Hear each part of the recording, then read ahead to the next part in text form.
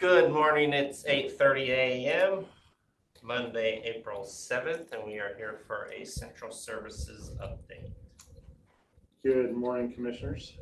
First, you want me to get rid of those 3 chairs and get them out of here? Yeah, we have to surplus them. Yeah. I'll get them. Yeah, or see if anybody. Yeah, no, I'll get maintenance to get them out of here. So, on consent this week, I do have a new version of the out-of-state travel. I don't have a good excuse for what happened last time. I know I mixed it up with a different out-of-state travel that I had done, so the numbers were inaccurate. So I apologize for that, but it is corrected and back on consent. I do have a walk-on this week for a contract with Farmers Electric. This is for the barn electrical project that's coming up. I might have a walk-on for Tyco Industrial, not sure yet. He was trying to get his retainage bond and get that stuff back to me with a signed contract. So if he can get it, I'd like to do a walk-on instead of making them wait till next week. Tyco is doing the site prep for the bleacher project. They did a nice job. Yeah, I've never worked with them. I don't do some concrete at my house. Yeah. And it is the best concrete at my house, so yeah. They do. GCTS has a purchase order for Adnetics and 25 cradle points for sheriff's cars, and those are going to be, we're doing kind of a billing through Public Works. Public Works is doing the work on cradle points. And also the yearly renewal for Cisco Umbrella for $17,755. Now you guys all know what Cisco Umbrella is too. Those are the consent items this way. Any questions about consent? No, I don't have any. I have a pre-construction meeting set with Stan's Construction and Farmers Electric for the horse barn electrical and plumbing. Those guys have to work together. We have to saw cut some pavement and that kind of thing. That's going to happen on April 17th. I did mention I have extended the contract to Tyco, just trying to get, waiting for him to get back to us. We have not heard yet from Southern Bleacher if they're going to change the pricing on the bleachers based on the changes required by the building department. I'm hoping that they're minor and that that's not gonna make a difference. With Tyco's bid, if there's no changes to the cost of bleachers, we're still within the budget of that $250,000 grant from Tom Dent. So really hoping that there's no changes in the cost on the bleachers. Musco lighting is progressing. The basis for the lights will be on site April 21st. And the poles and the lights arrived May 5th, and Nepel Electric is performing the installation as a direct vendor. So Musco signed a contract with Nepel, and I think they're doing most of their installations, anywhere there's a Musco project in the Central Basin or Eastern Washington. It's turned into a good thing for them. I still need to reissue the bid for fencing. I'm going to try and get that done this week. On the jail, we were able to make changes to the canine building and receive some credits. We did this in response to the changes the sheriff's office asked about, trying to enclose the building in an area that wasn't enclosed, it was just kind of open. So there's been quite a few changes, but right now we're remaining budget neutral. And if we're not budget neutral, it's going to be really minor. So we're trying to dial in those costs and get them exactly, but it doesn't look like it's going to be anything that would stop us from making the changes. So Add some walls or something in there. yeah, enclosing a certain area. So when they went out to Spokane, the city of Spokane, they actually have like a meeting and training room in there, and it's where the offices for the canine officers are. We've already got offices for them, and we're not building offices, but we are enclosing the end, creating a training room. And it added a bit of expense, but by doing that, we were able to change the HVAC in such a way that it made the HVAC cheaper. So getting the credit on that HVAC kind of made Offset the cost. Yeah. Other than that, the jail is going along really well. And today at noon, we'll be headed out there. So I don't know. So I have Rob and I are walking the jail at noon today. It was about trying to get it on the calendar so we can do it. You're welcome to join us.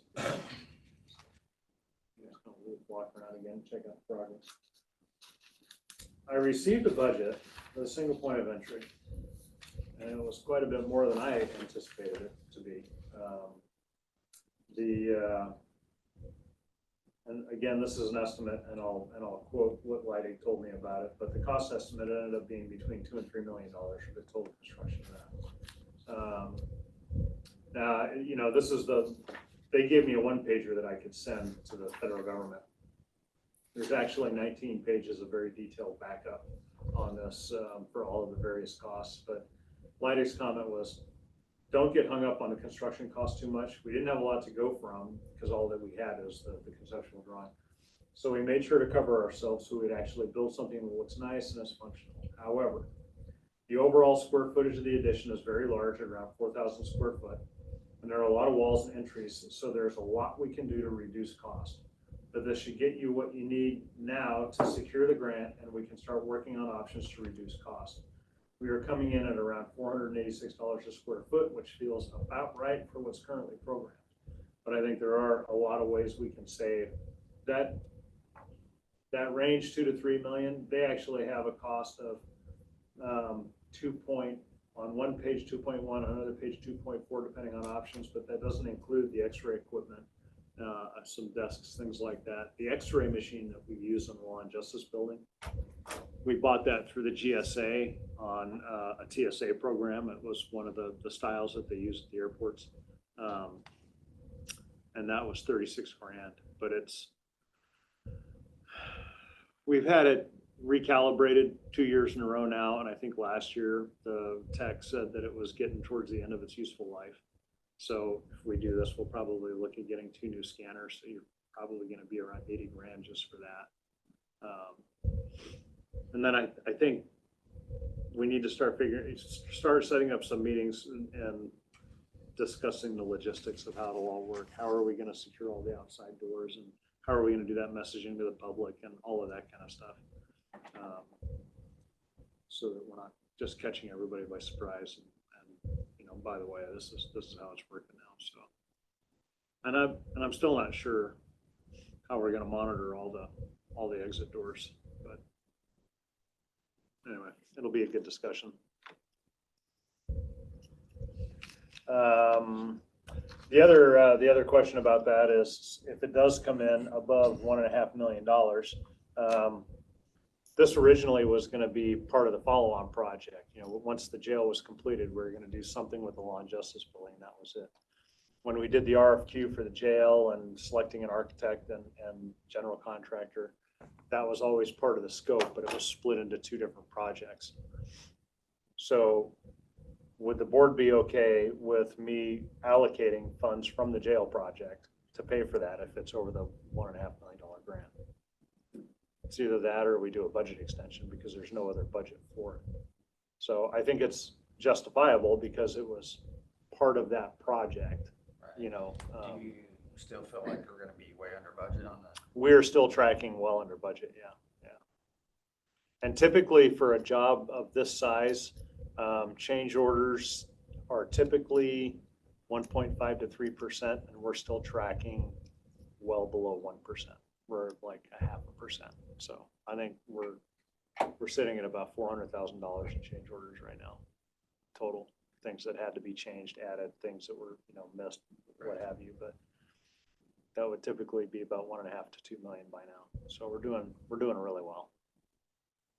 I mean, I wouldn't have a problem with it if we can actually do that. I don't see a problem with it. Any thoughts, Rob? Yeah, I don't think we'll be too much over. I think we'll reduce a lot of cost. Yeah. So I wouldn't have too much issue with that. And for x-ray equipment, we could possibly use another fund. Because I mean, really your public safety is what you're trying to do with that. Yeah. Whether it's county employees or public, either way, citizens. So last week I helped Decorah a bit with the contract for the wage study. I think she's in good shape there. I'm not sure where she is, but I think she was pretty close to sending that contract to the vendor so that they could approve it. As a reminder, Wednesday afternoon, I head off to Leavenworth for the WCAA conference. And then last week, Rob, we did, Kevin and I and the architect and Kevin Schmidt, we went and looked at that Kyoji's restaurant. Was that what it's pronounced, Kyoji? Yeah. And that was pretty nasty, to say the least, not very promising. And we did look at a couple other lots off Broadway, but you had mentioned you were going to try and stop by the city and talk to them some more. And I spoke to the city, Yeah. and there is a sewer and a water hookup out there already in place. Is this for the thing off Kittleson? Yeah. Yeah. They thought that there was an old abandoned water line that ran through that property, or a water line that ran through that property Yeah. down the center of it. I talked to the agent. He said that the owner said that's been abandoned, so it's not an issue. Other than that, I think that property makes sense. Yeah. City didn't really say what we'd have to do as far as, or when we'd have to do any of the improvements that were on that In the covenants. in the covenants. And I haven't got to talk to anybody else about that. He said probably be the best thing to do is have a pre-planning meeting with them. Yeah. So I was gonna talk to you about that today. Okay. Try to figure out when would be a good time. Yeah. And then just go ahead and we'll have to just figure out what the plan is. Yeah. Let them know what we're gonna do. I don't see any issues as far as water and sewer there, or get it built permits. Yeah. And I can't imagine they'll make you do those upgrades when no one else around you does them. I could see down the road being responsible for a portion, but Yeah. I don't see putting them in the middle of a road. Yeah. So they made a counter offer. You think that if we cut that in half, that they'd go for it? All you can do is try it, right? Yeah, I mean, all we could do is go back and tell them, we'll go to whatever number you think we should go to. I mean, Yeah. They seem like they were pretty set on that price, so they could net 500,000, but Yeah. you never know. Yeah. Okay. All right. What was their return? 500? 550. 550. And what was the offer? 450? Yep. So Yes. They have it listed. Well, I can't even find the listing. Yeah. Anywhere. I can find the old one, The old one. Yeah. but I don't see anywhere where this new company's got it up for sale. But they did have, he told me it was gonna come out at $599, which is $1,000 under what they had to list it before. So, Yeah. I figured,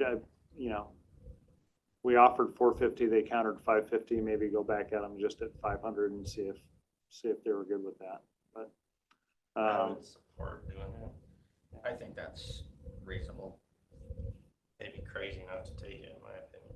Well, that's just it. I mean, they haven't had any interest in it, 7 months, 8 months. Yeah. Actually, it's been longer than that. That's been 2 years. I mean, they've been marketing it with an expired storage unit plan for like 3 years. Okay. Well, let me throw some dates at you for a pre-planning meeting and maybe, would we be doing that with Vivian at the city or with just one of their planners? So what they do is they'll have everybody, fire department, planner. There was 4 or 5 different people. No public works there. Public Works. Yeah. They'll have 4 or 5 different people in there. And they'll let us know what they, what they're gonna require. Yeah. But my experience with them is they'll tell you one thing and Do another. yeah, they change their mind, but we can at least nail it down for some of the things anyway. Yeah. Get an idea of what they're thinking. Okay. Well, and I'll call Craig today and give him an update where we are, what we're thinking, and I need to also get dates from the board on when you might want to meet with the hospital folks, Teresa, and that kind of thing. So we had a meeting scheduled, but we had to cancel that, so we should have that meeting so we can tie that off. And then I've got a call into the DOT. The DOT called me about the hotel being built over back up behind Walmart. and said, hey, you know, they're building a hotel, they're gonna benefit from this roundabout, Any you know, Freda? or, Yeah. Is that why any Freda here? yeah, That's behind why they have that Walmart, all yeah, survey back is that like right next to the Clear Risk building, or? there? Yeah, it's gonna be one of the microtels, like in George. Yeah. So his thought was they were gonna benefit from that roundabout. I've got a call back I called him back and said, so how does that work? You're the DOT. I love the sound of this. I'd love to set up a latecomer so we can recoup some of the funds. And he hasn't returned a call, so I got to follow up this week on that as well. The city has decided that they can show where they put in $30,000 towards the design of the original roundabout, and they don't feel like they really have a responsibility to put any more in. Like, well, you're not going to put any more than that in. You're not going to get anything from a latecomers then. You know, I mean, that was a number of years ago, and this is a completely different animal than that was. So, I mean, I understand that their opinion of that. yeah, I don't think they have like the most giant budget, yeah, but at the same time, you've got multiple engineers. yeah. It's a little disappointing. It's like, A little bit disappointing. So just so you know, I heard that they had a bid on their water truck Yeah, building. Came in at $750,000. I said, oh, so our work release facility is sounding even better and better every day then. I don't know. yeah. I did tell Ray. I said you need to bring us an offer, you know, and then he wanted to kind of work at negotiating a price, what it was worth, and you know, so I was going to follow up with him this week too and say I gave you guys a number at one point. You kind of scoffed at it, so you know, Bring us an offer. bring us an offer. Yeah, take it or leave it. You know, so anyway, but that's about all I've got for today. Before I get to doing a bunch of this stuff. Any questions for me? Any? Unless you know something about that bridge out in Warden. Nope. Don't know anything about it. Who's doing the work on West Shore? Is that Public Works? Yeah. they're behind Well, it, yeah. They've got the contractors out there doing the work. I had a call from somebody looking to get in touch with Public Works. They're doing some work out there this morning and they've got his driveway blocked. He can't get out. So hopefully he gets hold of somebody at Public Works. But he was nice about it. He was just hoping to get in touch with somebody. So anyway, you want me to forward you the Excel spreadsheets that Leidig sent me, or do you care much? It's 19 pages of numbers. Some backup data for that, just in case you were interested in seeing it. When you submit them, will you just put us in the CC? Yeah. Or in the BCC? Yeah. And just get them that way. All right. Well, yeah, so when I submit it to the feds, I'm going to submit them the one pager, not all the backup data. Okay. So, yeah. The budget that they had made absolutely no sense. It didn't even lend itself to a construction project. So, and that gal has not responded to me yet. Everybody else has, but the gal in charge of that budget that's asking for the data, excuse me, I've sent her 2 emails now since early last week, and she has not responded to them. So Maybe she's on vacation. Spring break. yeah, that's true. That's true. Otherwise, I think things are going pretty good. All's well. Yeah, no complaints. Sounds like we're gonna have a few cancellations today, huh? Mhm. It's a rainy day Monday. Yeah, I think everybody's on there. Like you said, everybody's on a spring break, all that sunshine we had over the weekend. So, yeah, I saw Daryl just walk in and got an email this morning, lots of questions about our cybersecurity stuff. I don't know if it has to do with bond insurance, things like that. So got that answered right away and back. Got a response from them. I wish everybody would respond that quickly, but they were looking for more information even this morning. So.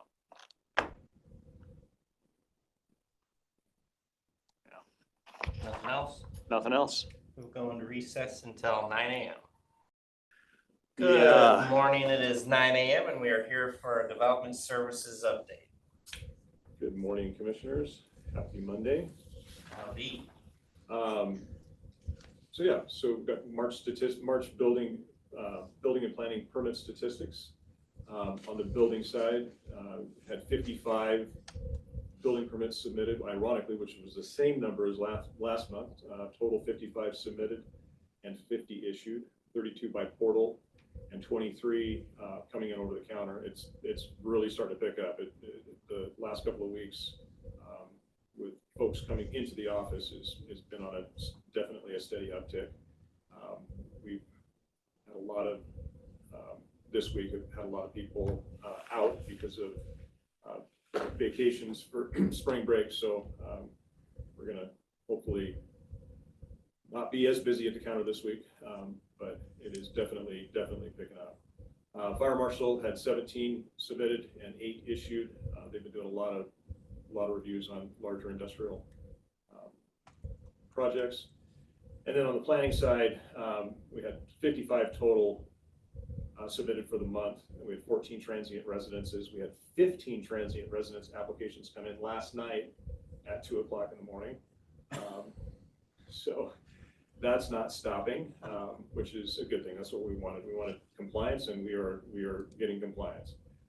22 addresses and a couple discretionary use permits. Still working through the solar permit that for Silicon Ranch. Had discussions last week. Still in and around the decommissioning and reclamation plan.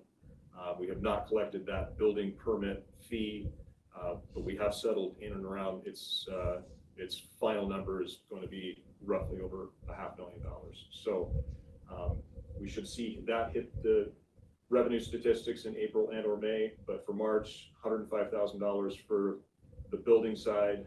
Compared to last year was $164,000, but remember that was the change. There was a code cycle change, and so everybody rushed to the door to try to get in underneath the energy code. Last year there was 100, if I remember right, there was 180 building permit applications trying to beat that energy code cycle. So on the planning side, we continue to beat records. $20,000 in March, as opposed to last year, $16,729, and then in 2023, $21,969. So we are trending to set another record in planning for 2025. Any questions on that one?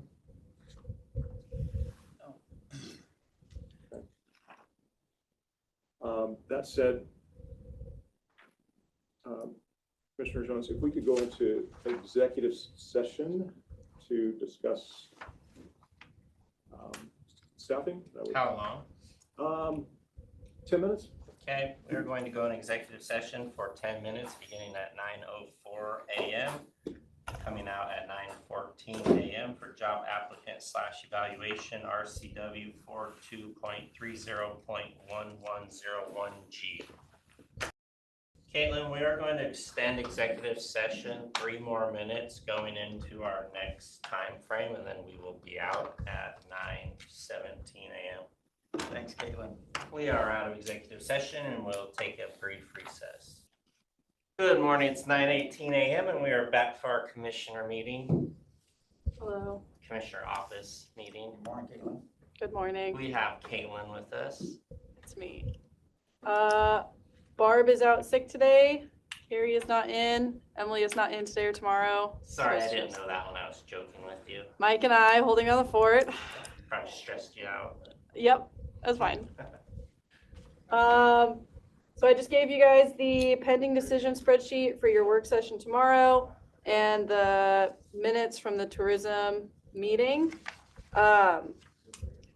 There's nothing super insane that happened at their meeting. They approved the invoices. Those are on consent this week. We finally got back the Westwind Media Manager contract from legal with the changes that they requested. So that is on consent also. And that is a request for Rochelle to sign that. And that's the social media manager. And then tourism was awarded a grant from State of Washington Tourism for photography. So Rochelle collected proposals from different photographers. She did 4 that were in county and 2 out of county, and she only got back 2 responses.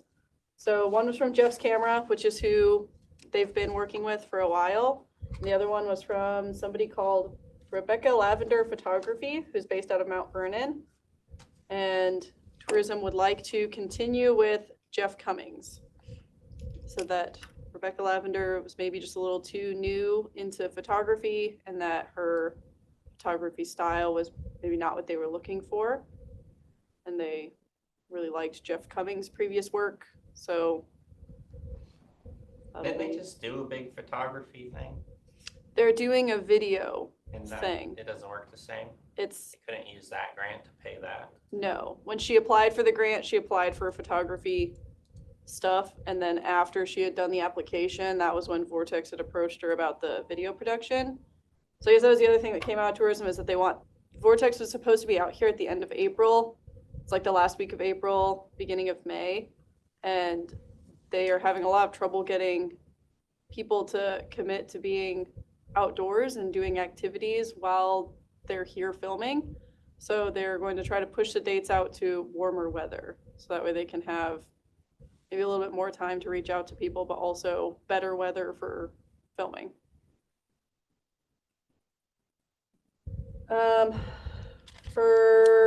There's no public hearings this week, so the review for that is pretty quick. Did you guys have any questions about any of the meetings that were on the agenda this week? No. I know Tom was talking about the Samaritan Hospital meeting. Do you want our office to reach out to Tom, or is Tom gonna reach out to us? Do you know? I think he was gonna reach out to the hospital and figure out what time would work for that. Okay. And then get back to us. Next thing, the sleep center planning discussion. You guys had wanted to do like middle to end of May. So that way the budget can be posted from the Department of Commerce. And after the Moses Lake City Council has their council meeting. We were looking at May 20th.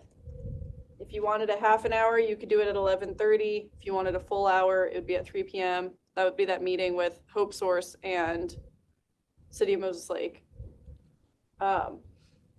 But Cindy is out that week. She's in Toyoyama. Which week? The week of May 20th.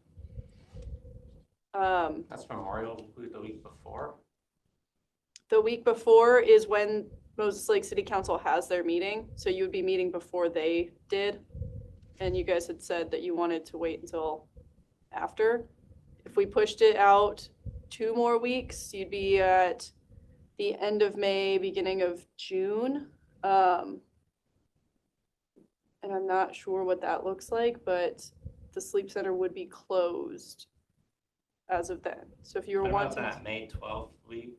May 12th is when Moses Lake is having their city council meeting. Why does that matter? You guys had said that you wanted it to be after that, so that way they could talk. Cause they And were then gonna you guys decide can what meet. they were gonna do at the sleep center, In whether they're the gonna shut middle it of down. May? Yeah. that's- Oh, that's I what thought they would be deciding sooner.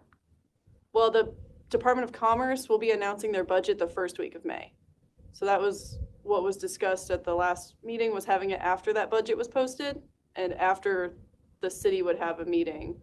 So for the For week of the 19th, other than commission meetings, I will not be scheduled on anything else. Okay. Because I'll have Spring Fest going on that week. Okay. So between everything there, I'll be in county working and stuff, but not able to come over for meetings after Tuesday.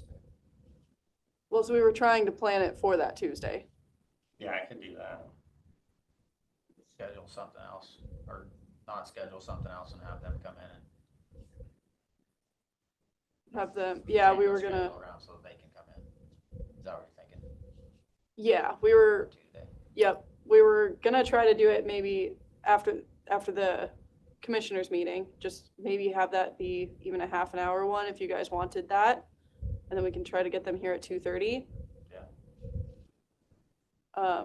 But Cindy is out that week, so we just, I guess Rob and I can make that decision. Sure, you can handle it. just wanted to inform you guys in case you were wanting the full board here for that. No, it's fine. Okay. I don't think it's necessary. Okay, I will reach out to the city then and Hope Source and see what times that day would work for them. Next Monday, 4/14, please wear royal blue for the New Hope picture. That's just a reminder for you. The treasurer's monthly reports, do you guys read those? Do you want to keep receiving them? The treasurer's office was just asking if they should continue sending them to us. We typically forward them to you guys. But if you guys feel comfortable not reviewing those, then they don't need to keep sending them to us. I mean, I don't mind it, but. Yeah, keep that's sending me. them. Okay. I prefer to see them.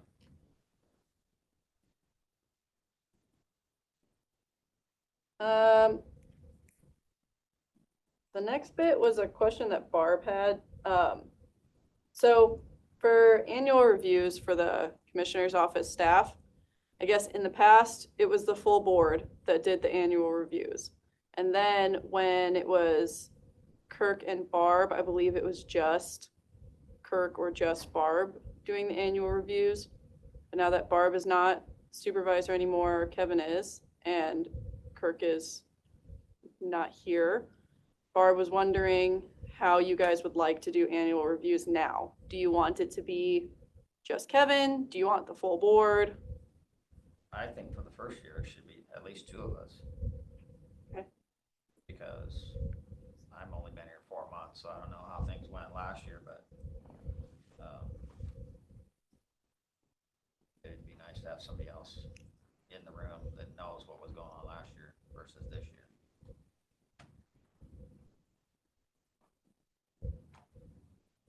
What do you think? Yeah, either way. Do you have a preference one way or another? No, if Kirk is unavailable, I mean, I wouldn't have any issue with staff review being done with HR director either. Okay. With Kevin. Okay.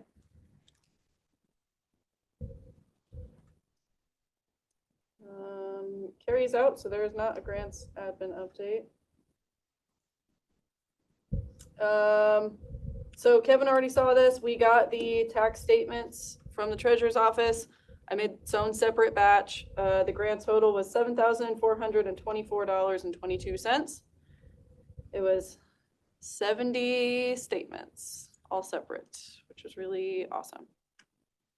That'll be paid out of the miscellaneous general government.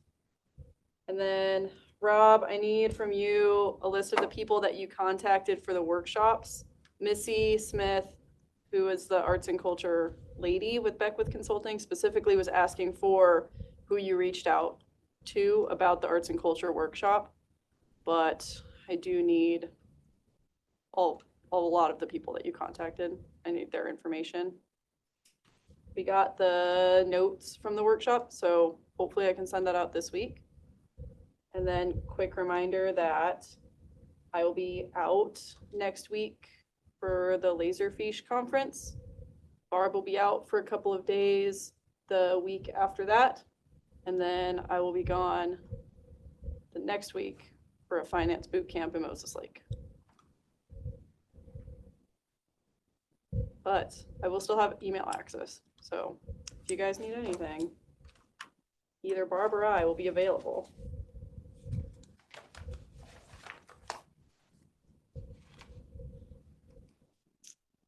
I think that's it. Nothing else? That's all I have. Anything for her, Kevin? No, I'm just glad you're here.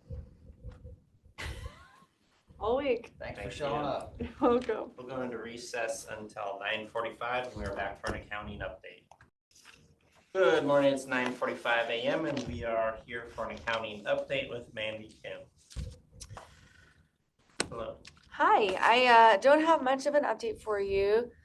We have Tyler on site this week. We'll be working through that. Wasn't able to do the reconciliation of the data last week. Don't know if it was something wrong with Tyler or if it was, I sent a request for them and they didn't respond. I think they're gonna work on that with us while they're here on site. So that was a little bit disappointing. We were hoping to get that done last week. I don't know if you saw the email with the Mutual of Omaha data. I tried to go through and kind of easily identify. I mean, some people had larger benefits per period that possibly could owe more, but, and I talked to Larissa about it, there really is not an easy way to capture what these people owe. So, not sure how you guys want to move forward with that. We hoping to have the end of March finalized next week for commissioner reports. Hopefully by Friday. Our deadline for those is Monday, I think, Monday or Tuesday. But we should have it done a little bit earlier this week or next week. Still waiting to finish up with this finalized small attractive assets and capital assets. Once we have those lists, we will submit them to you. I don't know if you want to have a meeting to go over them, but unless there's any significantly missing items, I don't think that that's necessary. Unless you want, leave that up to you guys.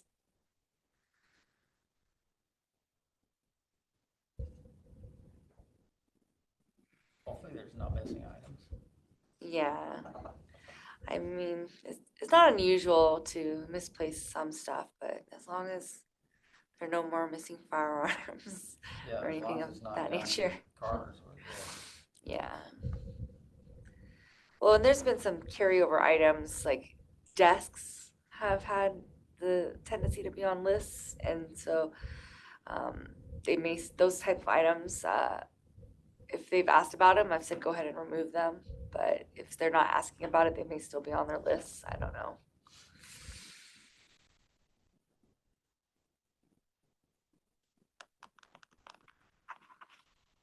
How's everything else going? It's trucking. Payroll was done timely last week. That was nice. Jamie's really helping out Felicity a lot, and she's picking it up really quickly. So I think that was our best bet. As we start to do the things like for the annual report, and Aaron's time is going to be very consumed with that. Hopefully, Joe will be able to keep up with all the AP. He's done it before solo, so, but he was also only doing Grant County every other week, and we are doing Grant County every week, so that is quite the load for him, but so far it hasn't been an issue.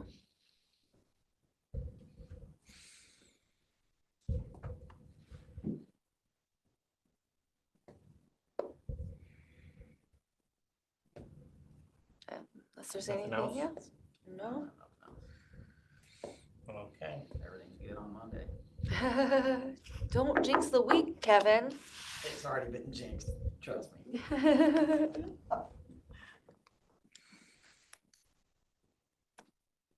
Yeah, I don't remember. Oh, there's something on consent for tomorrow. I think it's our petty cash. I think we're requesting to increase that. Yeah, okay. So I'll see you guys tomorrow. All right, Sounds thank you. good. Thank you.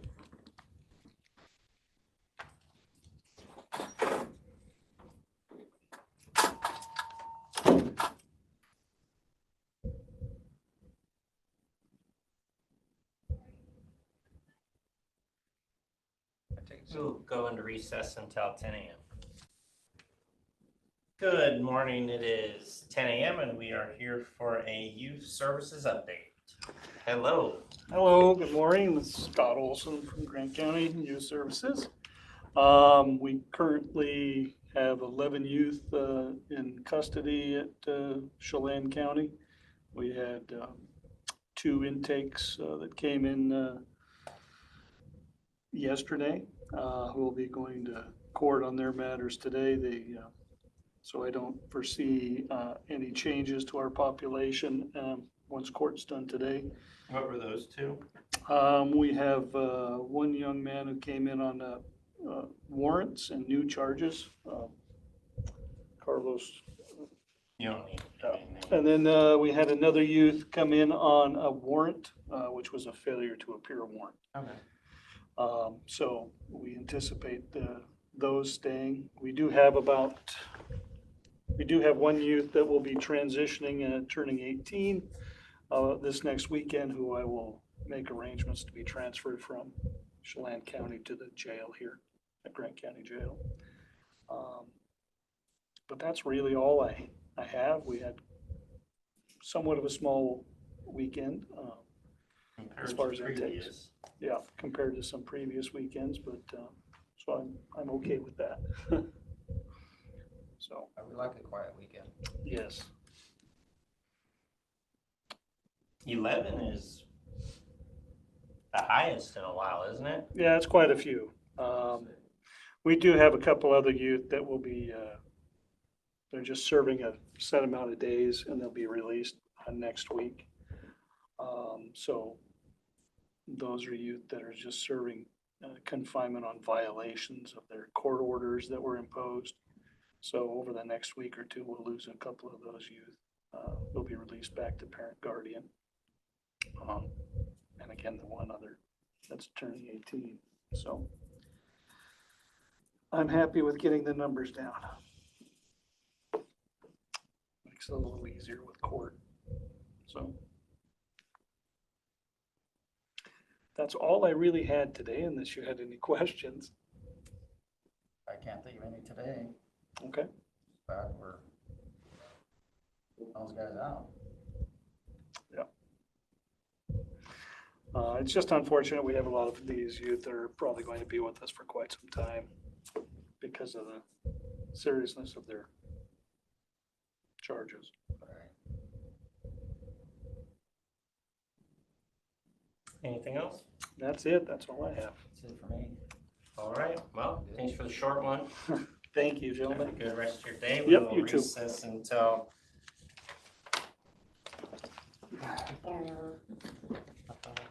10:45 when we're back with the assessor's office.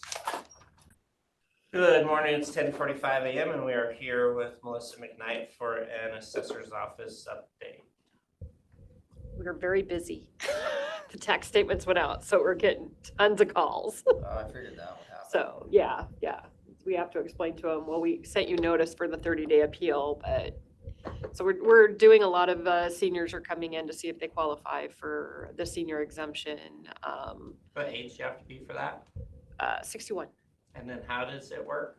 So you have to live in the house for at least 6 months out of the year. You have to own the house, and everyone living in the house, the income has to be at this point 46,000 or less.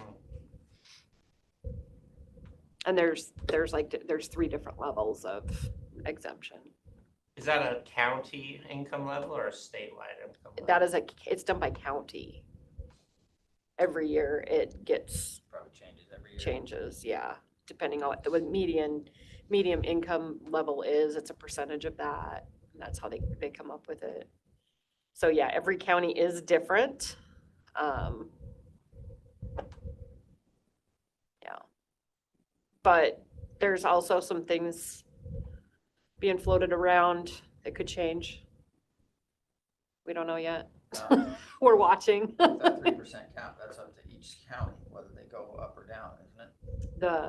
On the 3%. On the property tax. Well, you'd still, as a board, if you would decide what you want, but so there's a House version and a Senate version. Right. And I think it's I'm gonna get this backwards, I always do. One version is it's capped at 3%. The other version, it's not capped. It's based on inflation and population. So there's no cap.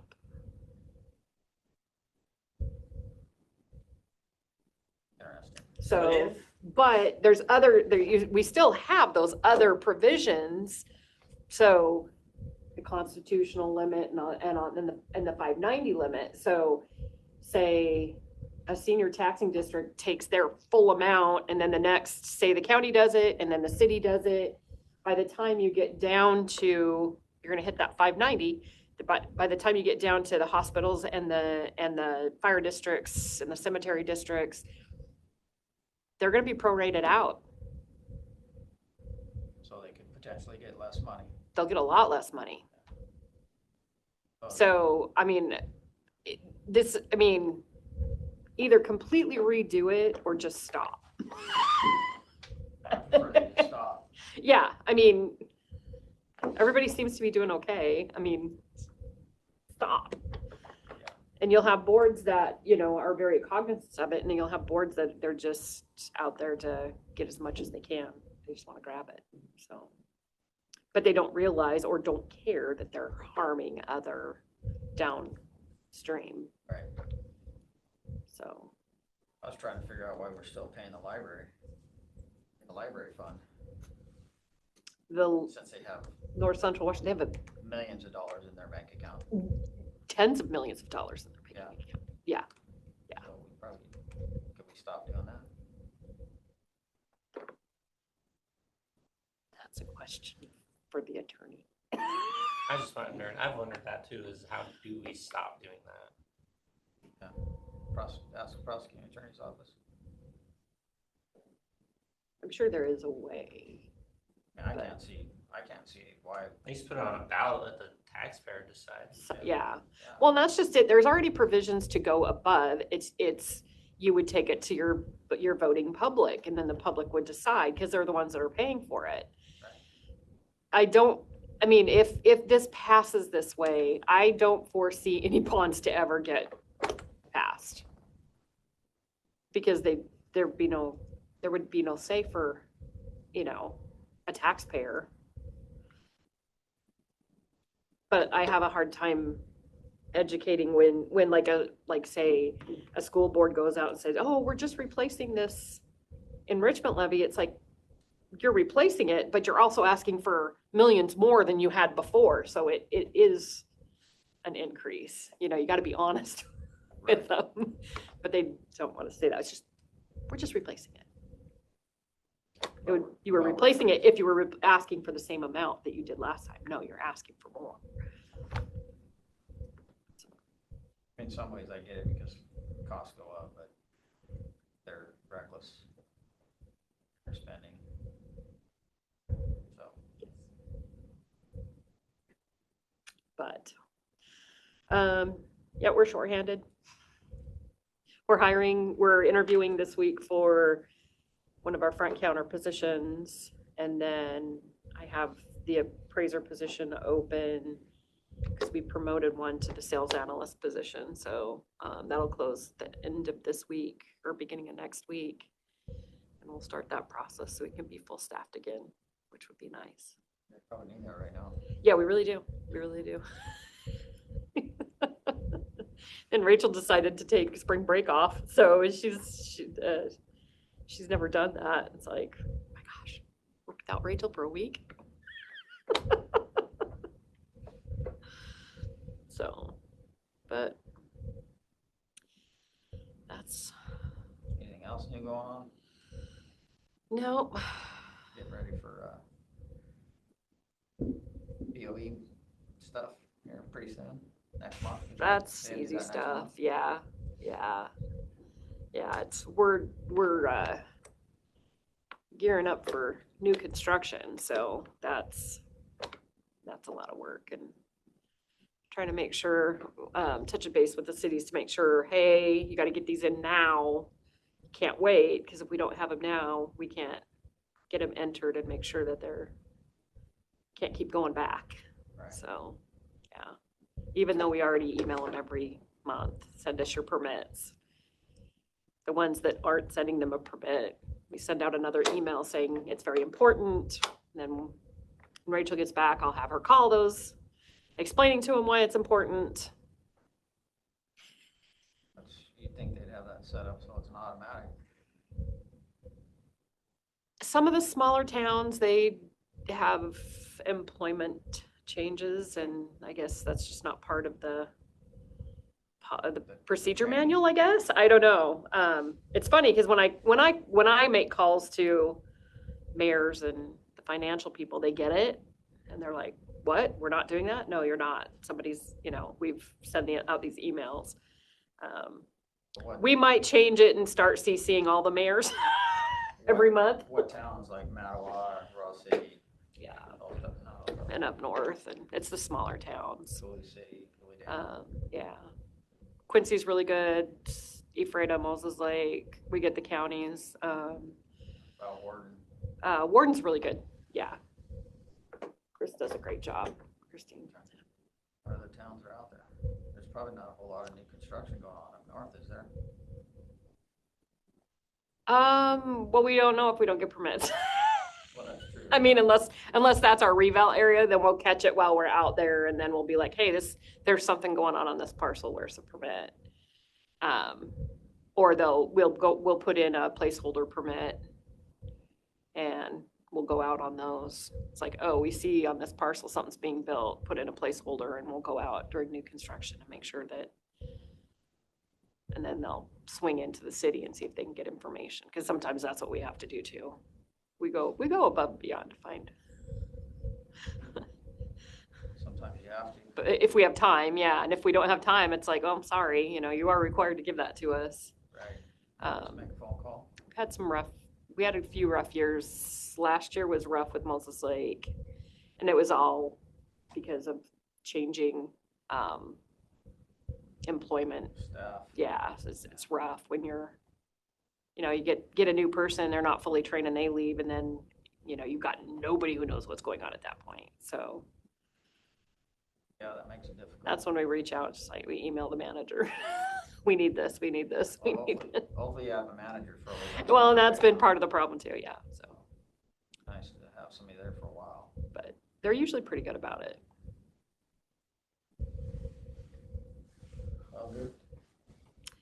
That's all I got. 3% only applies for counties. That would be everybody. Yeah, but only for the county to make the decision.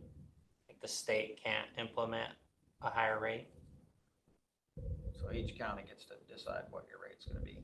The state doesn't dictate that. They can't dictate that because the state takes a rate also, don't they? So the state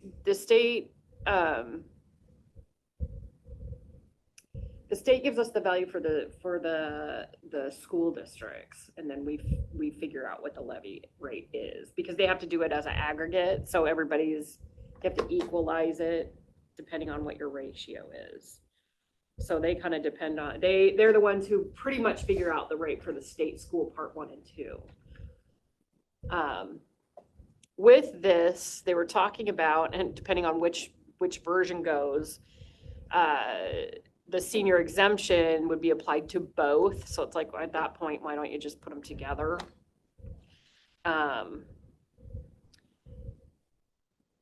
But they've affixed that rate for the state schools.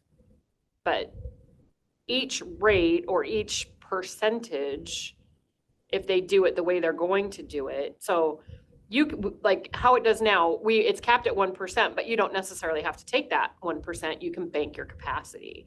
That would still be the same. That would still, it would just be, the difference would be you could either, if it's the one, you could go up to 3%. That's going to be your highest lawful. Or if it's the other, it's going to be some convoluted thing that we have to wait until we get all of the information from the state. That would be your, because it could be as high as, it could go, depending on population inflation, it could go really high. So conversely, on those years there's no inflation, you could be lower. I don't know if they're going to do a caveat, oh, we're going to cap it, we're going to make it the lowest you can go is 1%. I don't know. We haven't. It's gonna look like. It changes so fast we can't keep up with it. So Hopefully it dies. It's not gonna die. Something's gonna be done. We just don't know what it is yet. Now we are not even part of it anymore, I guess. They're doing it behind I just know I've closed doors. sent my cons to all of them. I mean, they've had a lot of people. The assessor association, we put in, we have concerns. Personally, I'm totally against it. Most of the assessors I've talked to personally are against it. Yeah, well, it was pretty obvious because they had over 40,000 people that responded. Yeah. Happens. Don't be surprised if they don't listen. Well, it wouldn't surprise me. They're trying to figure out how they can get more money so they can spend more money. That's unfortunately, I wish I had a checkbook like that. Hey, I don't have enough money in my checkbook. Can you pay me some more money? That's the problem though. yeah, it's not sustainable and No, and the people that that can afford, right? They can choose, like at some point, they're going to choose not to be here yes, in the state yep, because they don't have to be here. right. Or they're gonna choose to, you know, I don't know. I've learned a lot since being a property owner, landlord, landowner. I mean, you know, just rent and don't pay. That's okay, right? Well, for some people. Then you don't have to pay property tax. Everything's good. Yeah, For 3 years. but you gotta explain to those people, if you have an unlawful detainer on your record, you might as well forget ever trying to get somewhere to rent ever again. Yeah. It won't happen. Yeah. As soon as you're in Superior Court for an unlawful detainer, and people check your background, you're not gonna get a rental. Just the way it is. So you just, it's not good for anybody, really. No, they've got to.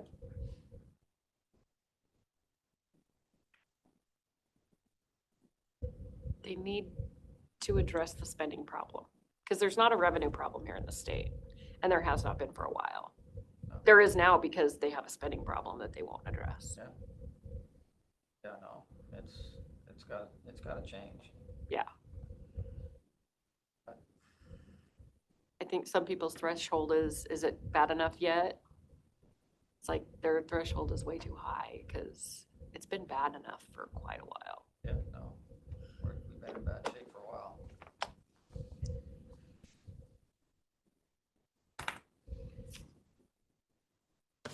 Well, Your time is up. time is up. I saw Michelle wandering. Yep. Yeah, she's out there. Thank you. Thank you. Enjoy the rest of your day. Working on a Saturday.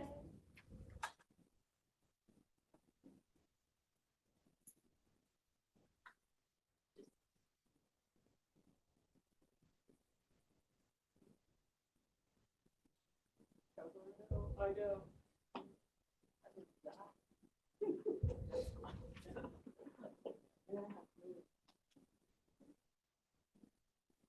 I assume you saw that new plane.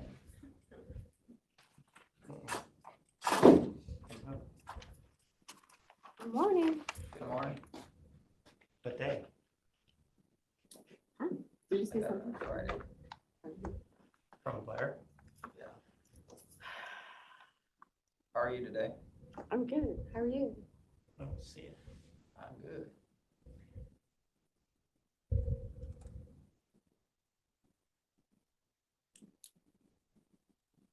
Good morning. It's 11:01 a.m. and we are here for the auditor's office update with Michelle Jalen.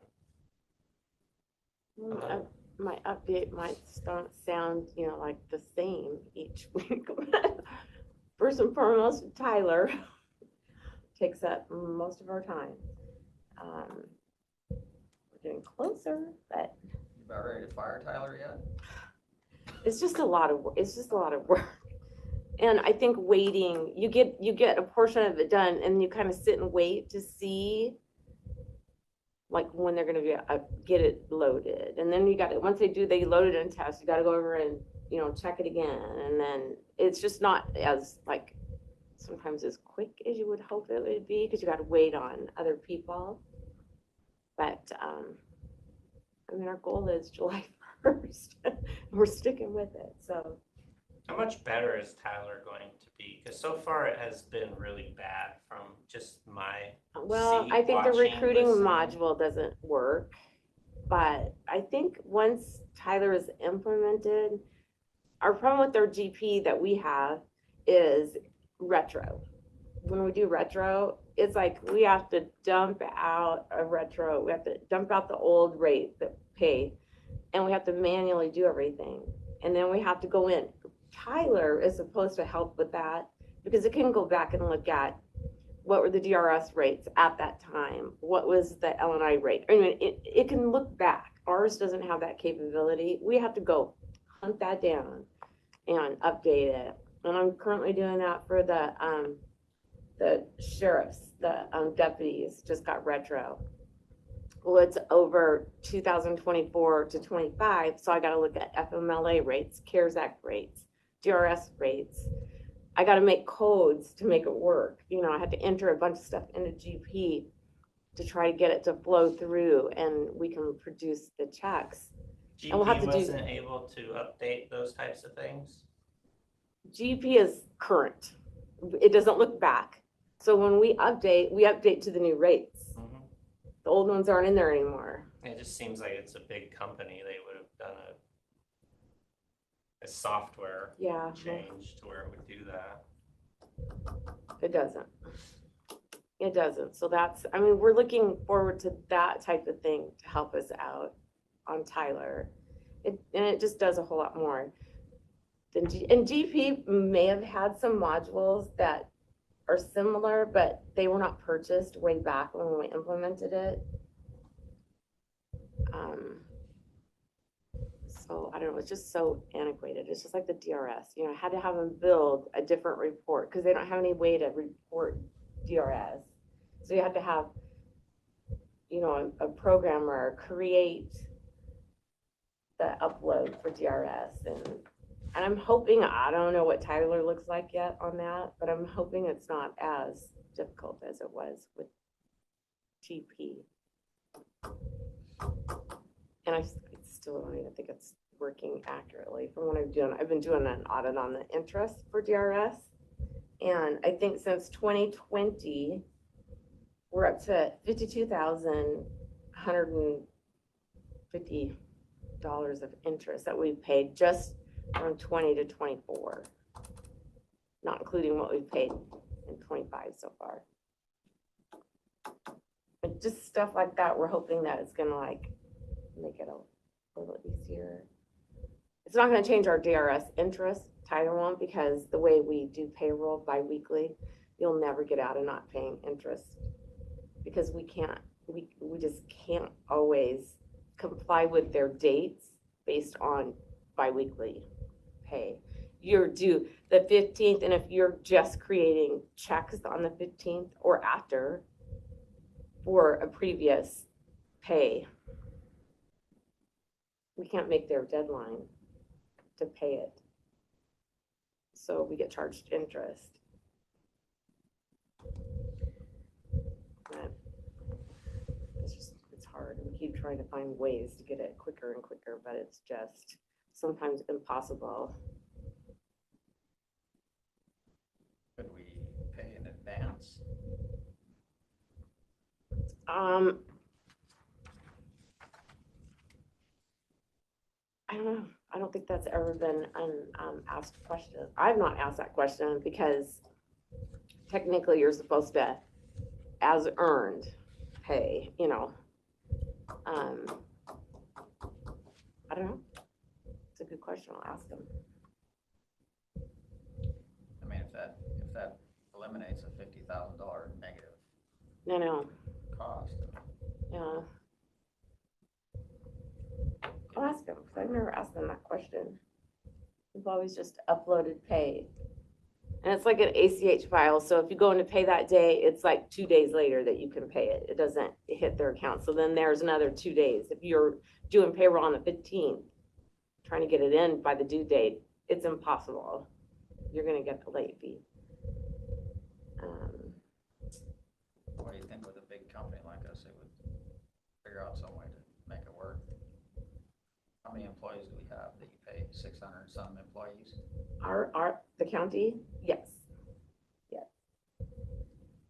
Around there, getting, up and down, 80,000, yeah, I'm sure it goes up and down. yeah. Some of the other things we're working on, we have, our recording department's been working on, the historical documents with Just Appraise is the software company that we have, that is trying to do all our old historical documents and get them on Tyler Eagle recording so that we can find them easier. We don't have to go and hunt them down out in the vault and stuff. That's one of the projects that we've been working on for a while. Elections conference is coming up in June. So they'll be out for a week. The office will be closed down for a week for a conference. That's in June? That's in June, June 3rd to the 6th. I mean, like it might be, those are the dates we have lodging. Those out there, so it's that week Where's that at? in Spokane at the Quest.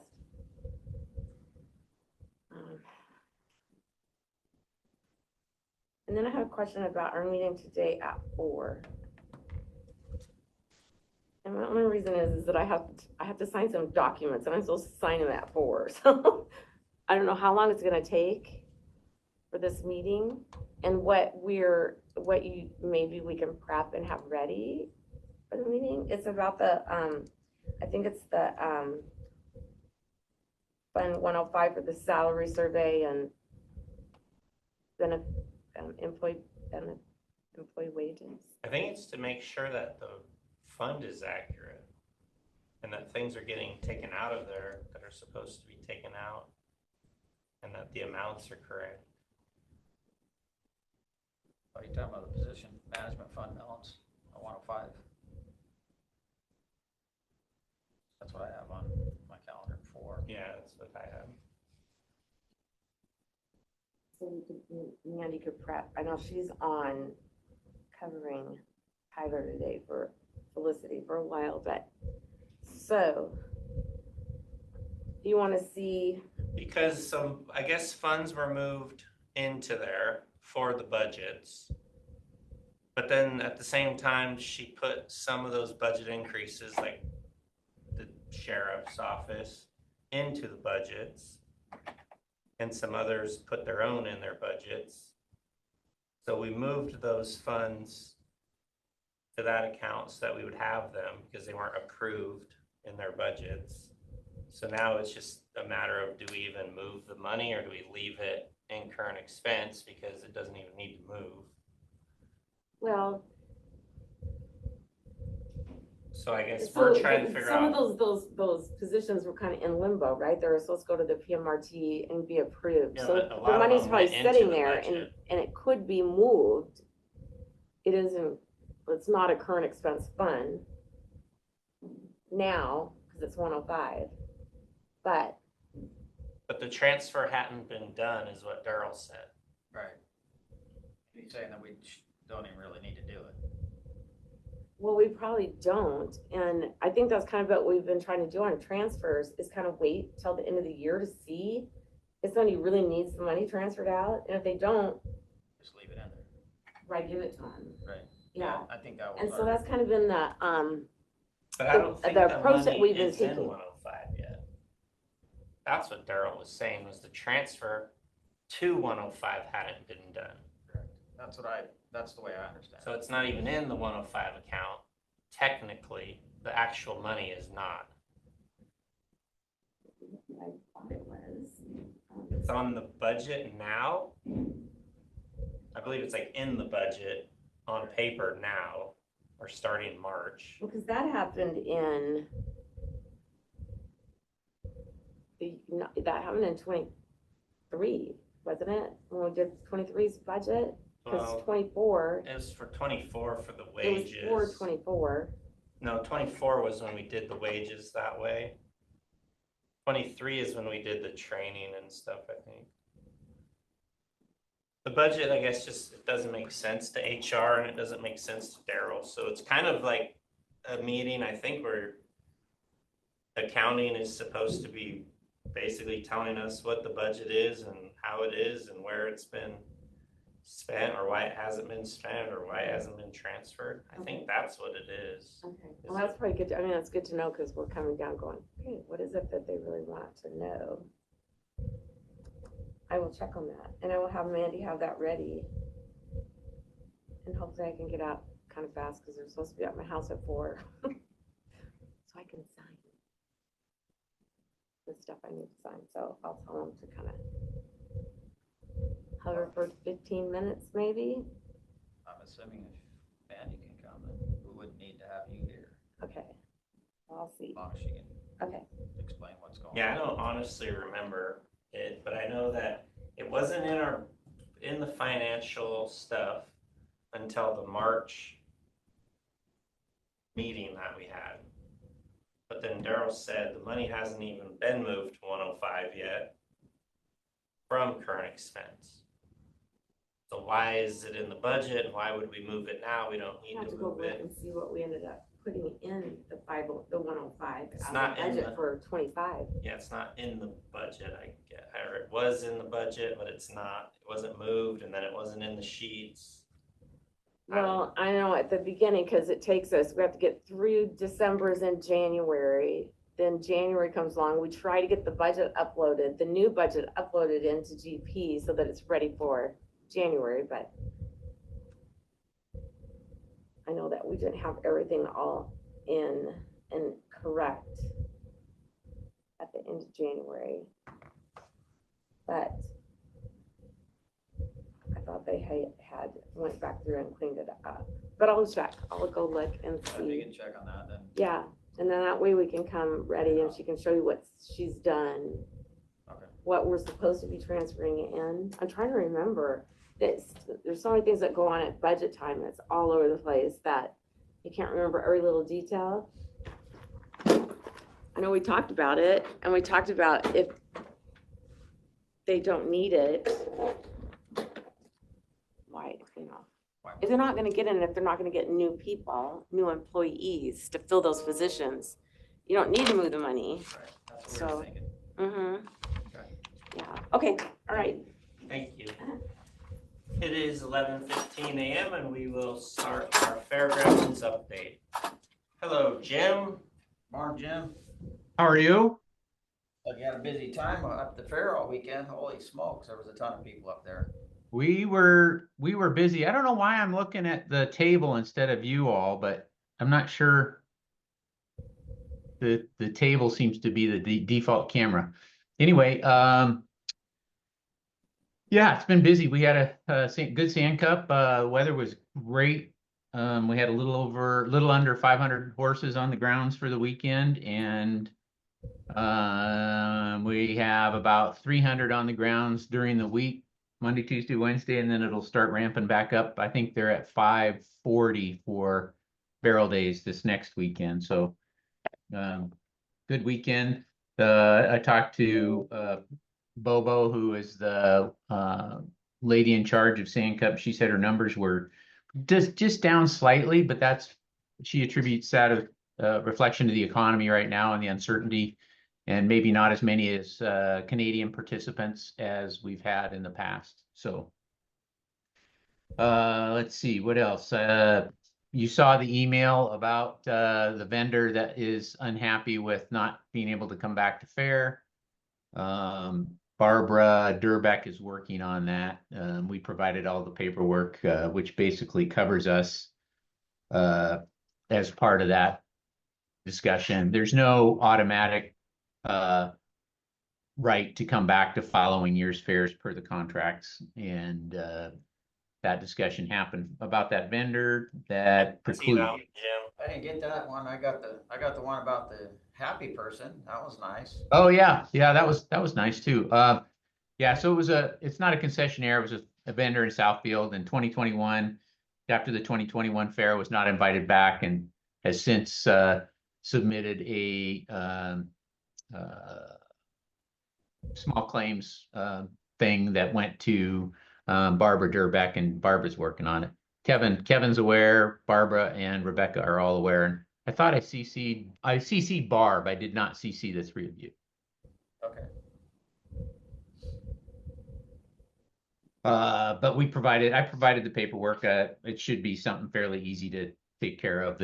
I got served on Friday. It was interesting, to get that. Got a rodeo meeting tomorrow night. We're gonna discuss the new bleachers, which Tom is graciously working on getting done for the fair, for the rodeo. There were some additional requirements from the building department that we're probably going to adjust the rate of price of that project a little bit, but we should still have enough budget to cover it. So with the grant that we got through Tom Dent's office, that the Rodeo Association got, which was transferred to us. Did you have a meeting with the Lions Club, Rob? No, they had changed me when I go there. Oh, okay. I have a feeling there's a little bit of a, I want to say personality conflict there more than anything, just with one person. So I think that's probably the bulk of the concern, but we're just trying to get people to move into the 20th century a little bit. No FAC meeting this week. This week we said that we would send out an email update. All of the entertainment has pretty much been secured, and so now we're just waiting on vendors and concessionaire agreements to come in, and then we go over that with the FAC, and then go over schedules for fair. So you will have a contract coming from Barbara Durbeck for our headliner because it's over my fair spending threshold. She's reviewing it right now, and you'll probably have that in the next week or two. And then I did turn in for surplus the panels that we previously discussed and plan to post those on GovDeals, and then work with Jeff Silva to inform him that those are available. And they're they're basically garbage panels anyway, and so we don't expect them to go for very much money, but Jeff has said they will do the project regardless of how that goes. They're that kind of business when it comes to the fairgrounds. They're very supportive of what we do. So That's good. yeah. We're struggling to get outside seasonals. We would normally have somebody in place right now. I had one interview scheduled, and of course, the person did not show up for the interview. So Krista is supposed to send me another batch here today or tomorrow. And we do have 6 office seasonal candidates. We probably won't interview those until next week. Rebecca is gone on spring break this week, so I don't want to do interviews until she gets back. Yeah, she looked like she was having fun. I think she's in New York. I told her where to go. Rory Dolan's bar in Yonkers, one of my favorites. Just so you know, Irish bar, McKiernan, Dolan, kind of brothers in arms. But she said she was with a group of kids, so she wasn't sure she was going to be able to sneak away to Rory Dolan's. Other than that, any questions? No, can't think of any. Well, I know you and I got some questions about the Republican booth on Thursday when we were there, whatever day we were at the meeting. I can't remember now. Thursday night, I guess. Yeah, the roof. I know the roof is planned. Actually, we replaced the light fixtures in there 2 years ago with LED bulbs. Yeah, I don't know what. Victor just needs to get over it.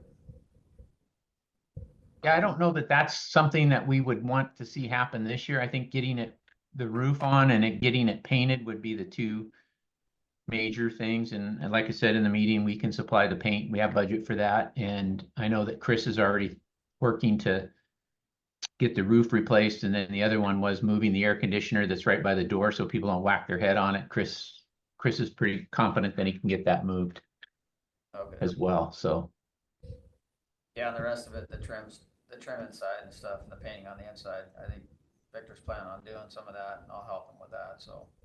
yeah, and I can help with that as well. As far as the waiver of fees that I sent, I think we all came to the conclusion that that would not be possible. And I did speak with Vicky Melcher at the meeting on Thursday night, as well as Andrew, and said, hey, I don't see how we could do that. That wouldn't be something that would be considered a fee waiving option. So other than that, I think that's pretty much it. The kudos to the sheriff's department, though. I do, Joey's group sure supports us when we have these big events, and so when he does his update, I'm sure you'll give him a round of applause for his crew was in here a lot over the weekend, which is always nice to see. They just driving through to check on things, or were there issues? No, not so much issues. I send them a note when I send Ricardo and Josh a note usually when we have big events, just to say, hey, is there any way we can get some extra patrols? And they always accommodate us. We do hire private security for the gate and one roving on the grounds during that event, but they send deputies through pretty regularly, especially in the evenings, just to check on things and make sure everything's okay. We have had some problems in the past, but it's been a while since, knock on wood, we've had any problems. So. Well, that must help. Yep. No questions? Any questions? Rob, if you would like me to sit in on that Lions meeting, I would be more than happy to do that. Okay, I'll let you know. Okay. Thanks, sir. You bet. Thank you. Talk to you later. All right. Bye. We will recess until 11:30. Good morning, it's 11:30 a.m. and we are here for a risk coordinator update. Good morning. So we're gonna go ahead and jump right into a meeting I had last week. I have Andy here with me to talk about this. Commissioner Burris asked me to meet with Benjamin from Historic Research. It's a company that specializes in getting money back from unused policies, insurance policies, and it was for the landfill. So met with him, and then I was talking to Andy about it as well. These insurance policies are from like the 40s, 50s, 60s, 70s, before they put the kibosh and the exclusions on the policies. And so after a meeting with Benjamin, had a good meeting with him, talked to him. The total cost would be $700. It's $100 for them to start the research, and it's $600 for them to pull the permits and all that, all the land deeds and stuff like that. And then after talking to Andy, he did some research on it, but it seems like we didn't take ownership of the landfill until 1994. And so we wouldn't have any insurance policies on the landfill. It would be the city of Ephrata that would have all the insurance policies. So from what I'm seeing is I don't see a benefit for the county to go forward with this, but it may benefit city of Ephrata. So if Andy, you want to reach out to city of Ephrata and say, hey, this is a company that could benefit them to go after those policies to see if there's anything available to them. Right. It would, but for us, I don't see it. Because by the time we took over in the 90s, there's exclusions for that, and I don't see it. So I agree. Won't pass through to us, so. But no, thanks for letting us know about it. It was very smart to bring Blair in. I wish I would have thought of that. Yeah, I just talked to him about it, and then after he dove into it a little bit more, it makes more sense that now it'd be the city that could potentially get some funding from that if there's anything out there, if they haven't already gotten it. Yeah. So it might be worth it for them to Yeah, check and it out. I'll talk to the city and bring it to their attention and put them in touch with Benjamin and so. Yep, That might make them happy if they found something. yeah, I agree. We're doing other stuff to work on the relationship as well, so. That'd just be good for them. All right, No, appreciate you coming and support. Thank you. Thanks, Andy. Thanks, You Andy. guys have a good day. We'll see you tomorrow. Good luck in your sales. So, yeah, that's why he came, because I wanted to bring him in on the landfill and stuff like that, so. We do have a couple, new claims, 1735. That is the tort claim that I emailed you guys on the other day. That is a rather large one, that I received. Talked to the prosecuting attorney's office, have met with them and have had some discussions. It has been turned over to WCRG. They are working on it and are in the process with that and taking care of it, and doing fact finding and all that kind of stuff on that. So anything new on that, I will let you know if there's anything that I need to discuss with you guys on that. There's also a fairground claim that came in. I don't have a claim number on it yet. A vendor is bringing us to small claims court for not allowing them back. So we're going to handle that in-house. And then claim 1582 was a sheriff's office claim, car accident with quite a few victims. It was closed, but it has been reopened, and they do have legal advisory now in clear risk. WCRG did get a letter on that one, and so they're in fact finding right now. So they just let me know it has been reopened and just notify me of that. So just letting you guys know that that claim has been reopened and there could be some possible traction on that claim, and it could be up there. So, and then Cindy asked me to reach out to WCRG and ask to find out the cost for me to go to the retreat. This year it's $189 a night.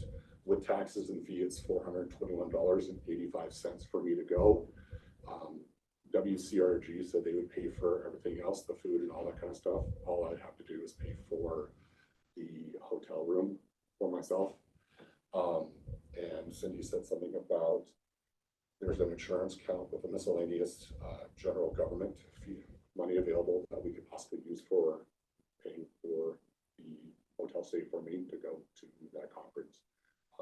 So I thought I'd bring it to the board, to you guys, and let you guys know about that.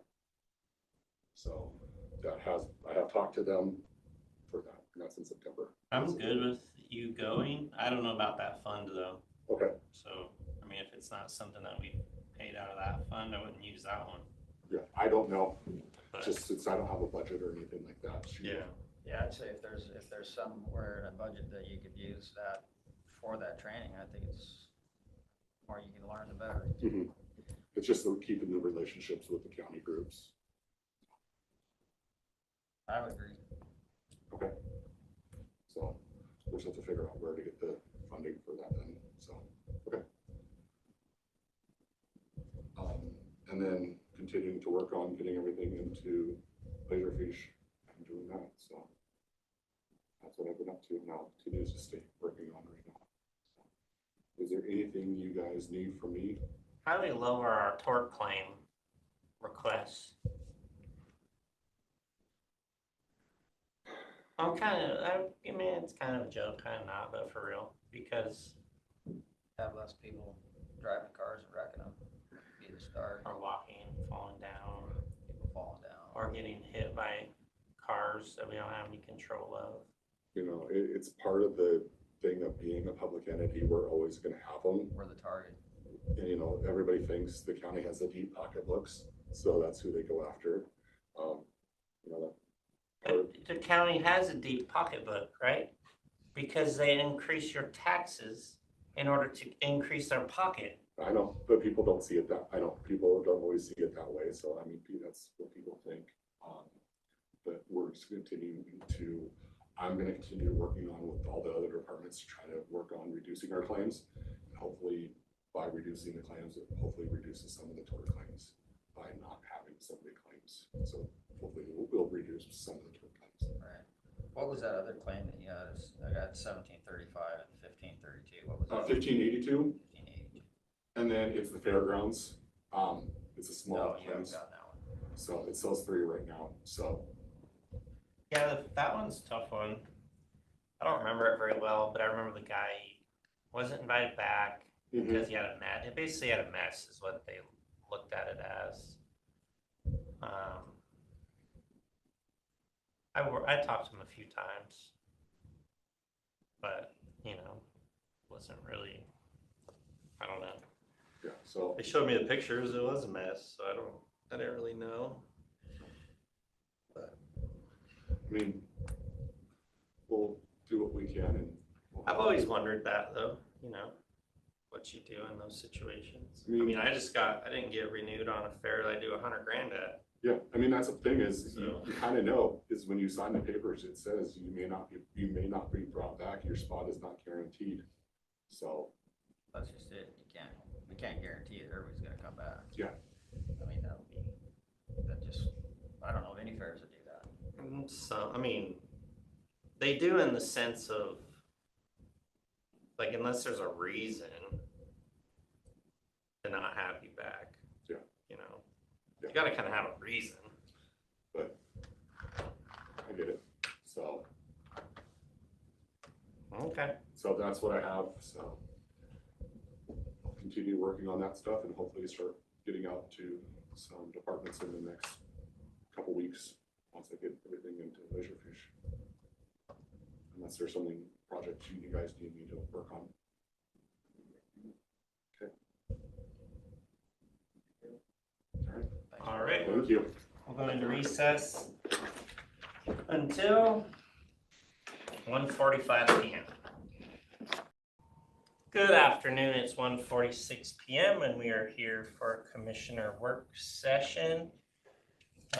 Just to run over coordinated entry 5-year plan to work on homelessness. We did get the bids back from the few that didn't list a budget, got their budgets back, and we will move forward with LDC. I'm not sure if it's on consent or not, but It is on consent this week. yeah, I assumed you were on top of it. So that's kind of where that one's at. We can leave it on there just to give an update as we go. But you might remove in the notes, Caitlin, if you're able, you might just say, a consultant has been chosen with the amount spent or the budgeted amount. Okay. Just so that that's updated, it doesn't need anything, it's ready to go. And then Freda Family Dentistry Design, that is going into construction like this next week possibly. So you could just change that to, you could even remove it. The next one, small attractive items, I'm not sure, that's with accounting. ADA access at museum. I think we're still working on fixing that, taking care of that. Yeah, I mean, realistically, it just needs a budget, but the museum sadly doesn't make any money, so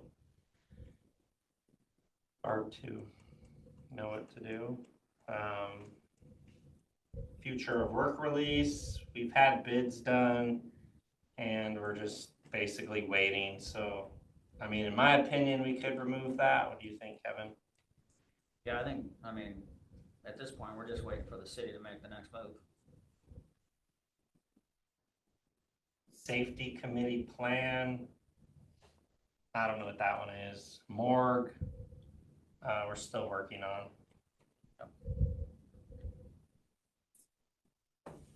Are there any items you want to go over or work on today? That was pretty much it for me. Tomorrow we have our work session in the morning. We have consent agenda review in the morning, so we'll go through all those items tomorrow. Is Cindy here tomorrow? No, she is not. Okay, she's out this week. I believe it was just today and tomorrow. But We're only in session today and tomorrow, so. Okay. And then cancel out this. Works.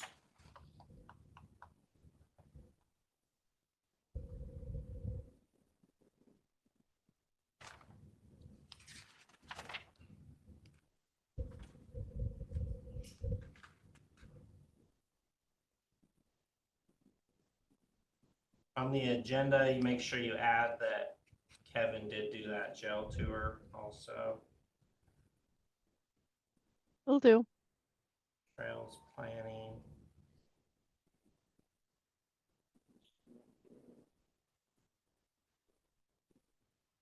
When is that?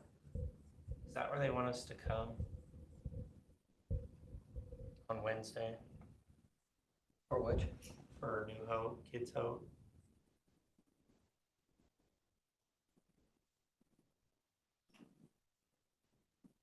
EOCC, Kids Hope, Child Prevention Month event. 3 to 7.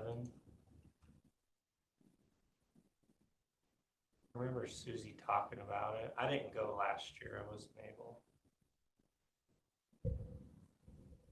Where is that? Is that gonna be out there in office? I'm not sure. Caitlin, do you know where that event's at Wednesday? I am not sure. It's on their agenda to talk about today, though, during their update. Okay, so we'll find out today then.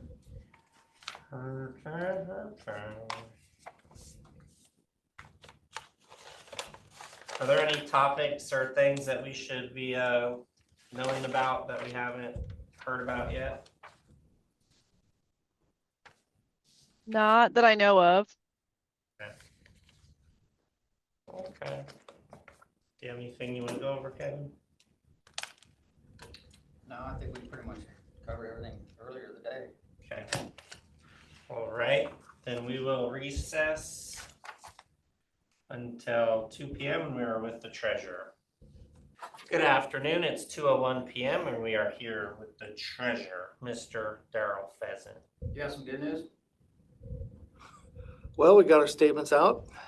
What day did those go out? Thursday. Well, they were mailed from Arizona 2 Fridays ago. Okay. Our tracing that we paid for shows that 98% of them were delivered to the post offices. Most were on Monday, with some on Tuesday. Okay, I didn't have it on Monday. Then I had my dad on me. Right, and then when people are calling, most of them are saying they haven't gone and looked in their mailbox lately. And they're wondering where their statement is. Well, go check your mailbox. Yeah. And then they don't call us back. What's in their mailbox? So today we got 2 long trays, 2.5 trays of mail. That we're still working on Friday mail. Our chick reader process got a problem. They installed it incorrectly into the server. So they have to fix that. And they didn't tell us about contacting the bank and getting a special thing from them. So we're waiting for US Bank to provide us the place where the data, the checks get presented to the feds.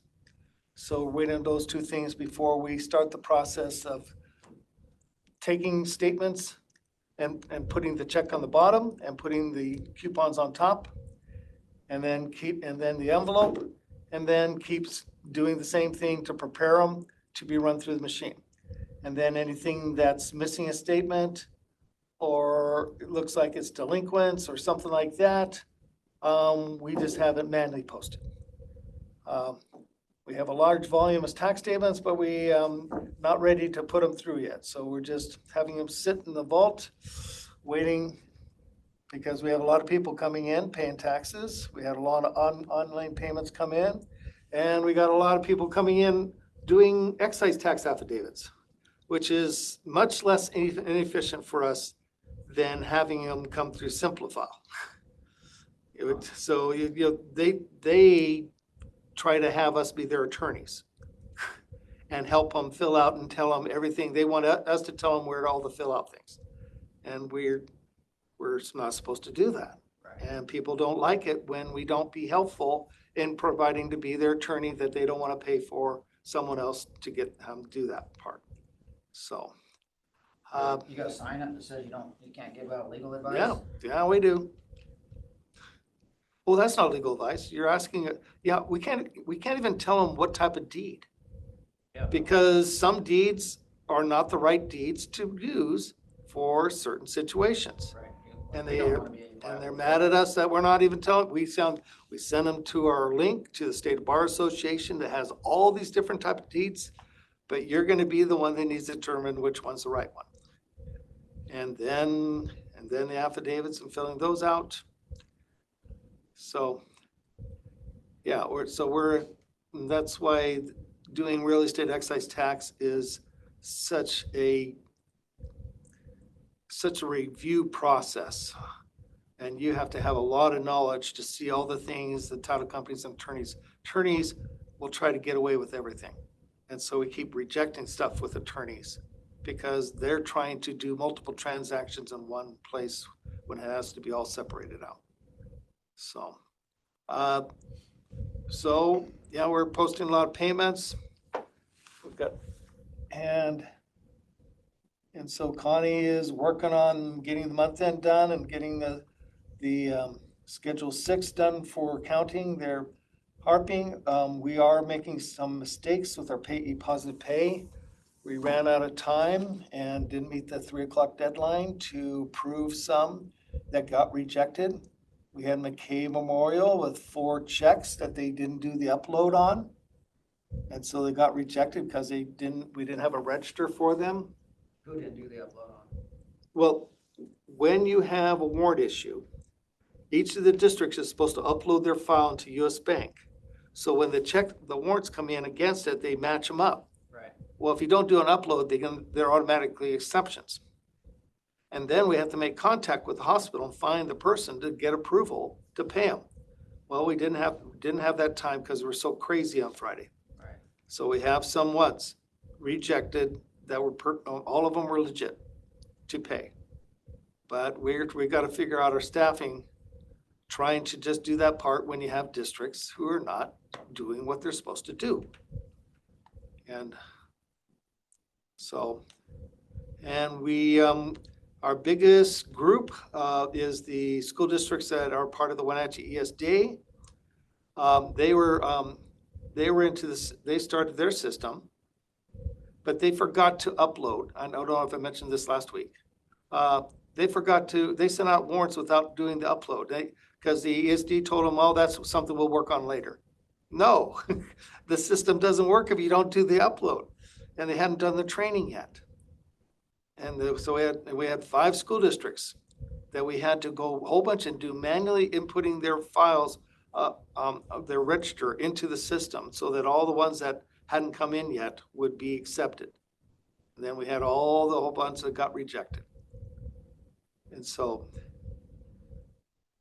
this is part of the process. And now the problem is we're not supposed to be using that much time to constantly find them on their mistakes. So we're having that problem. We're working on that problem, trying to make sure someone gets assigned to look at it.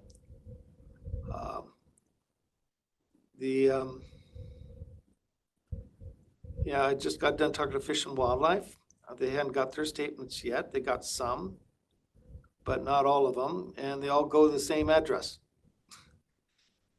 But the big package was 179 parcels. So I don't know if it's in one huge envelope or they broke them out into multiple envelopes because their envelopes only go to a certain size. So they're going to check with their mailroom and see what hasn't been dispersed to them yet. But I gotta work on, we talked about the PIP payment we get from them. And so it's about $3,000 less, but I think that gets spread among all the taxi districts that are in those areas. The interest rates went down to under 4% on Friday. They're back up to 4.10. The 30-year was down on Friday. We'll see if we get the benefit of a reduction in the 30-year that's more closer to our stuff. You saw the email from me where we got our bond rating. We didn't get an improvement. And one of the big reasons is we're cash basis county and not Gatsby. And I've been wanting to change that.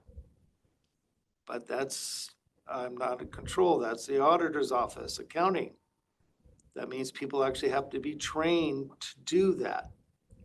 And most counties we're comparing our salaries for are based on county, for accounting employees, is based on using that method and not cash. So, but when I mentioned that to Decorah about what the proper comparables, she didn't think that mattered. That we're doing comparables on counties where the accounting department is not doing what that accounting department is. So, nope, it's been pretty hectic. Talked to Mandy about that. Funds that you were talking about, that weren't transferred, that need to be transferred or don't need to be transferred. Right. Did she call you? Did she? No. We were trying to get that figured out because we have a meeting at 4 o'clock over that. Okay, that's right. Okay. I'm just talking about the 1.1 million. Why are we moving 1.1 million out of current expense to that fund? And if not, let's not. We don't need to, right? Right. If we're using it to pay for salaries this year, then it almost looks like we are trying to hide money just to avoid our cap.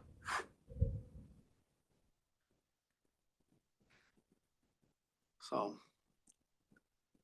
I don't know. I haven't talked to her in a while. Yeah, because we were talking about not transferring it. Okay. All right, so I got a 4 o'clock. Okay. But she was going to go back and try to figure out where that money's at. Well, it's currently in current expense reserves. That's where it's at. And that was part of the budget to move it out of current expense reserves to another fund. So, I don't know, any word on how the sheriff's hiring's going? I didn't know if they're filling faster this year or filling the open spots. It sounded like they were doing pretty good. Yeah, I haven't said anything otherwise. Sounded like they were doing okay. All right. Did Melissa bring up anything this morning? Other than the Senate bill and the House bill that they're working on, trying to figure out which one's going to get passed for the property taxes. Well, I don't know. Well, Keith Gaynor was telling people in a meeting that if this passes, their taxes are going up 63%. And I called the Stein County, where's he getting these numbers? These legislators, they're not that, either that's deliberate to scaremonger, or I'm worried about them. Because that's not the impact.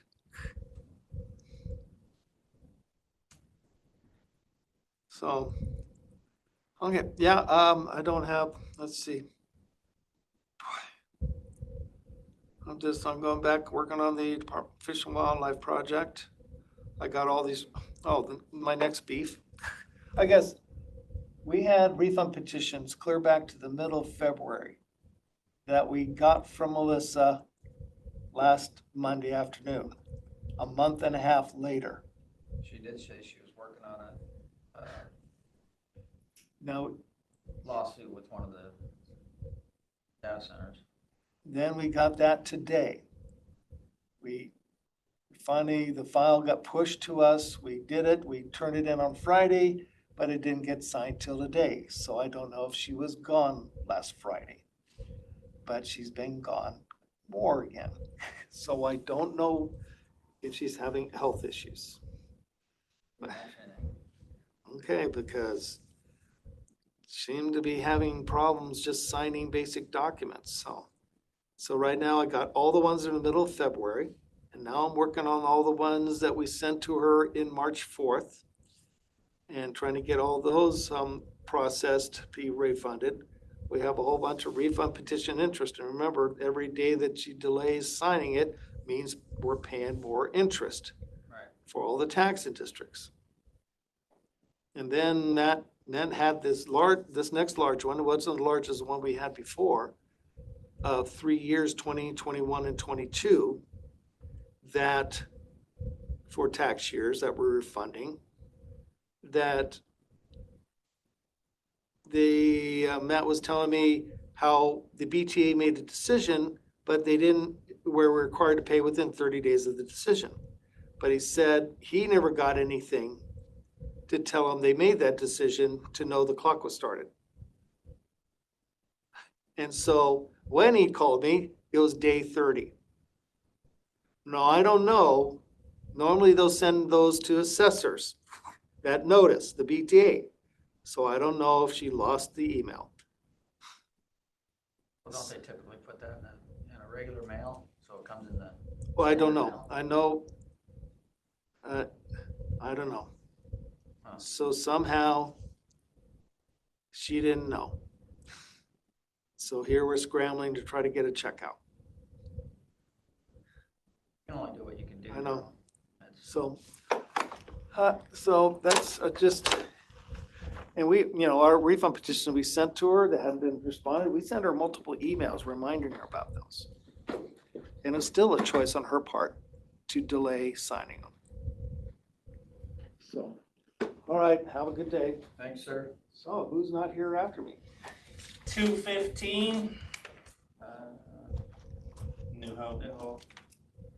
Okay. All right, now that's a big problem. Hers is dependent on all these grants and how many are she's potentially not gonna get. Right, yeah, we'll see. It's gonna be interesting for the next month or two. All right, see you later. Thanks, Daryl, see you.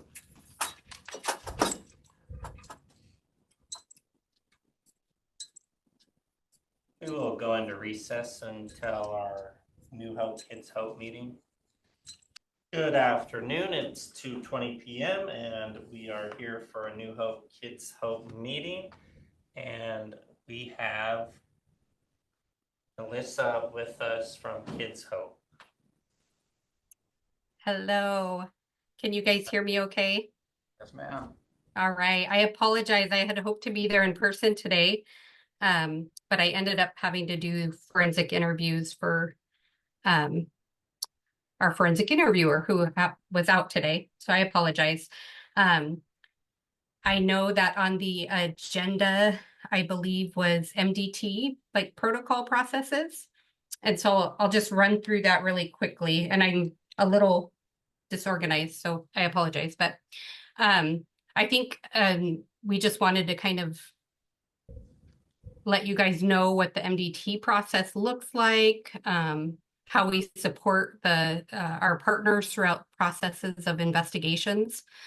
And so MDT stands for the multidisciplinary team, and that includes law enforcement, CPS, our medical provider, mental health services, advocacy, prosecutor's office, as well as Kids Hope staff.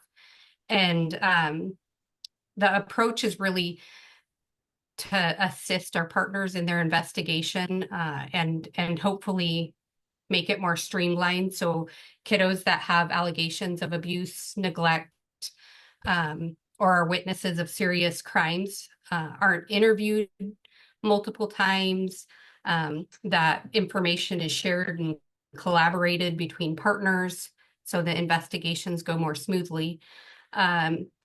Typically, our we only take referrals from law enforcement and CPS, and our biggest probably referral base is from Grant County Sheriff's Office and Moses Lake Police Department. Because we do serve both Grant and Adams County. However, the biggest chunk of our cases come from those jurisdictions. And then we collaborate with our partners. So we collaborate with medical if there's like an exam needed for one of our kids. Stacy Purcell with Embrace Medical does those exams. And most of the time law enforcement calls me and I connect with Stacy, get an appointment time, get an advocate there in Valor if he's needed. And then we have a once a month meeting. So the third Thursday of every month from 8 to 10 a.m. we staff cases with all of our partners. So typically somebody from every entity is at that meeting. And we go over old cases, new cases, any updated cases, whether there's a trial coming up, how we can support them throughout the investigation and trial process. And then also just, fill in the gaps. So sometimes it's like they're missing a medical record or something. And so we figure out how to support them and get those medical records, that sort of thing. Keeping cases moving along. And then let's see.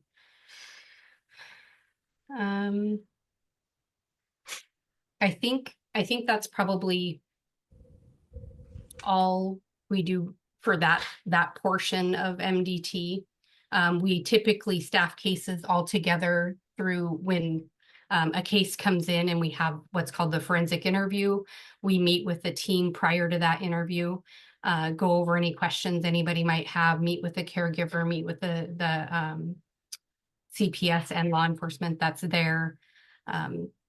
And then we also meet with them again after the interview itself, just to see how we can collaborate through the rest of the case.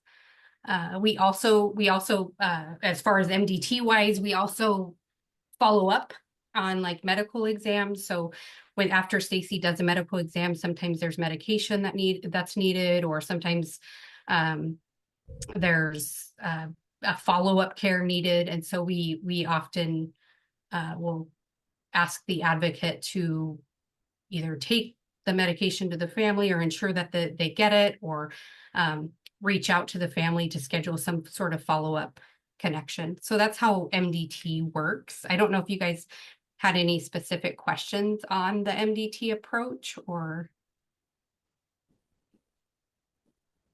I can't think of any for me.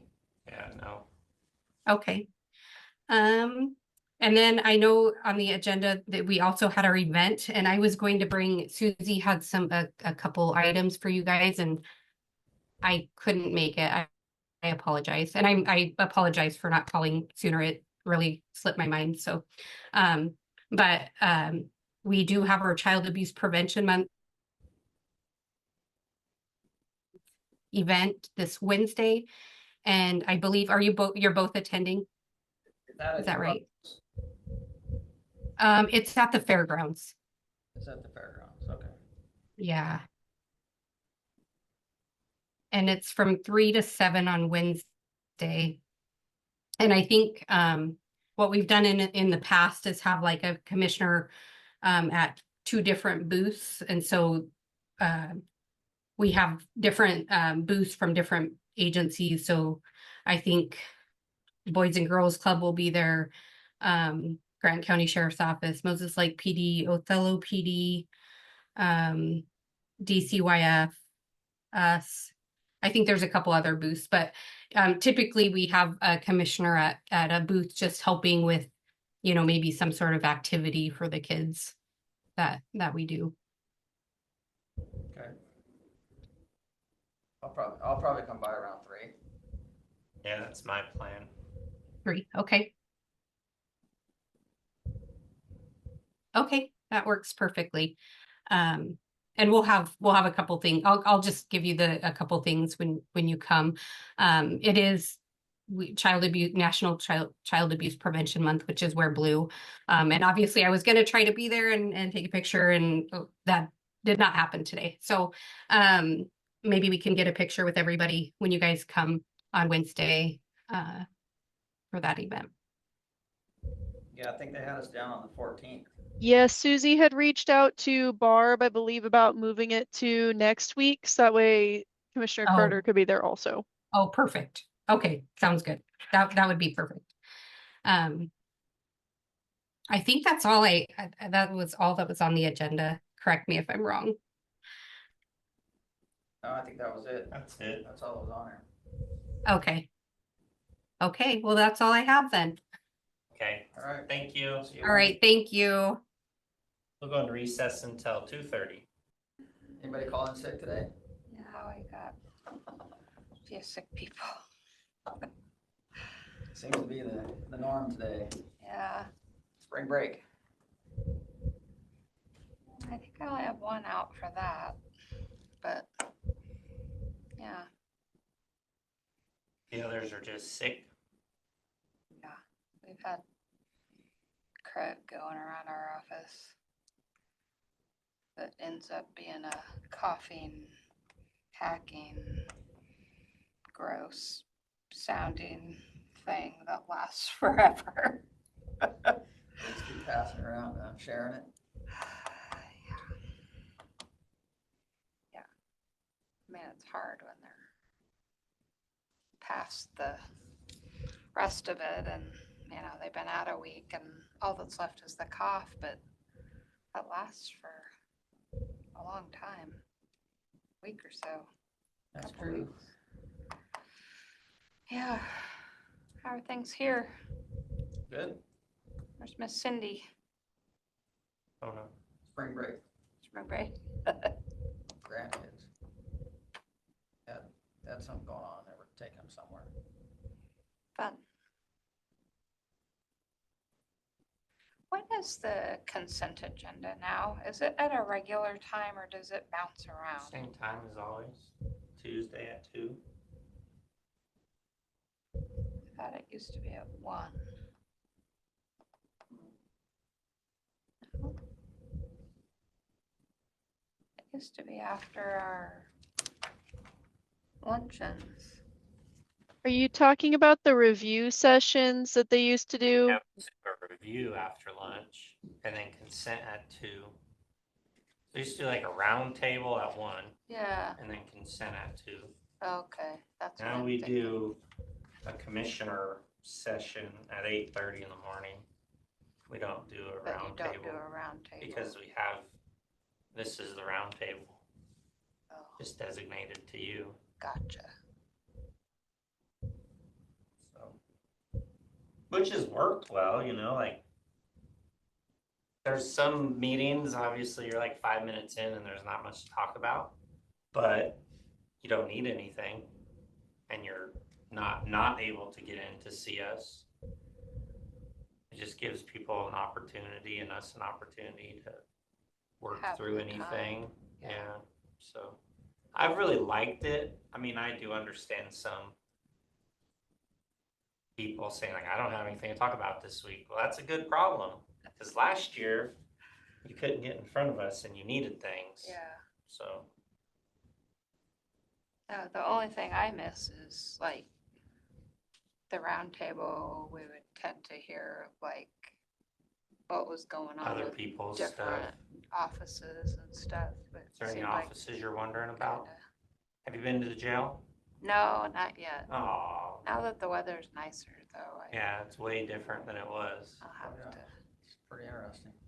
haven't been up there at all, Okay, other than driving by. you So, need to go now. Before it's done, you should go. yeah, It makes sense now. It took shape. It seems enormous now.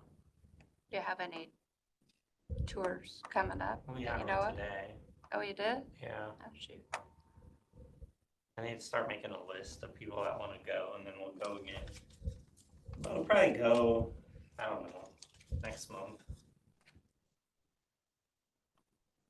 Yeah, it'll be further along next month. Yeah, some Lots of stuff good will warmer. be painted, it'll be nicer. And We'll have to do it on a Wednesday or something when we don't have any meetings for the day. Or Thursday. When you say it'll be painted inside or outside? Inside, They're painting on the inside now. which lights it up a lot. You don't want it to be dark and No, dreary it's and make them huge. not want to come back. Yeah, the water's dripping. No, it's already nice, like. It's nice. Huge.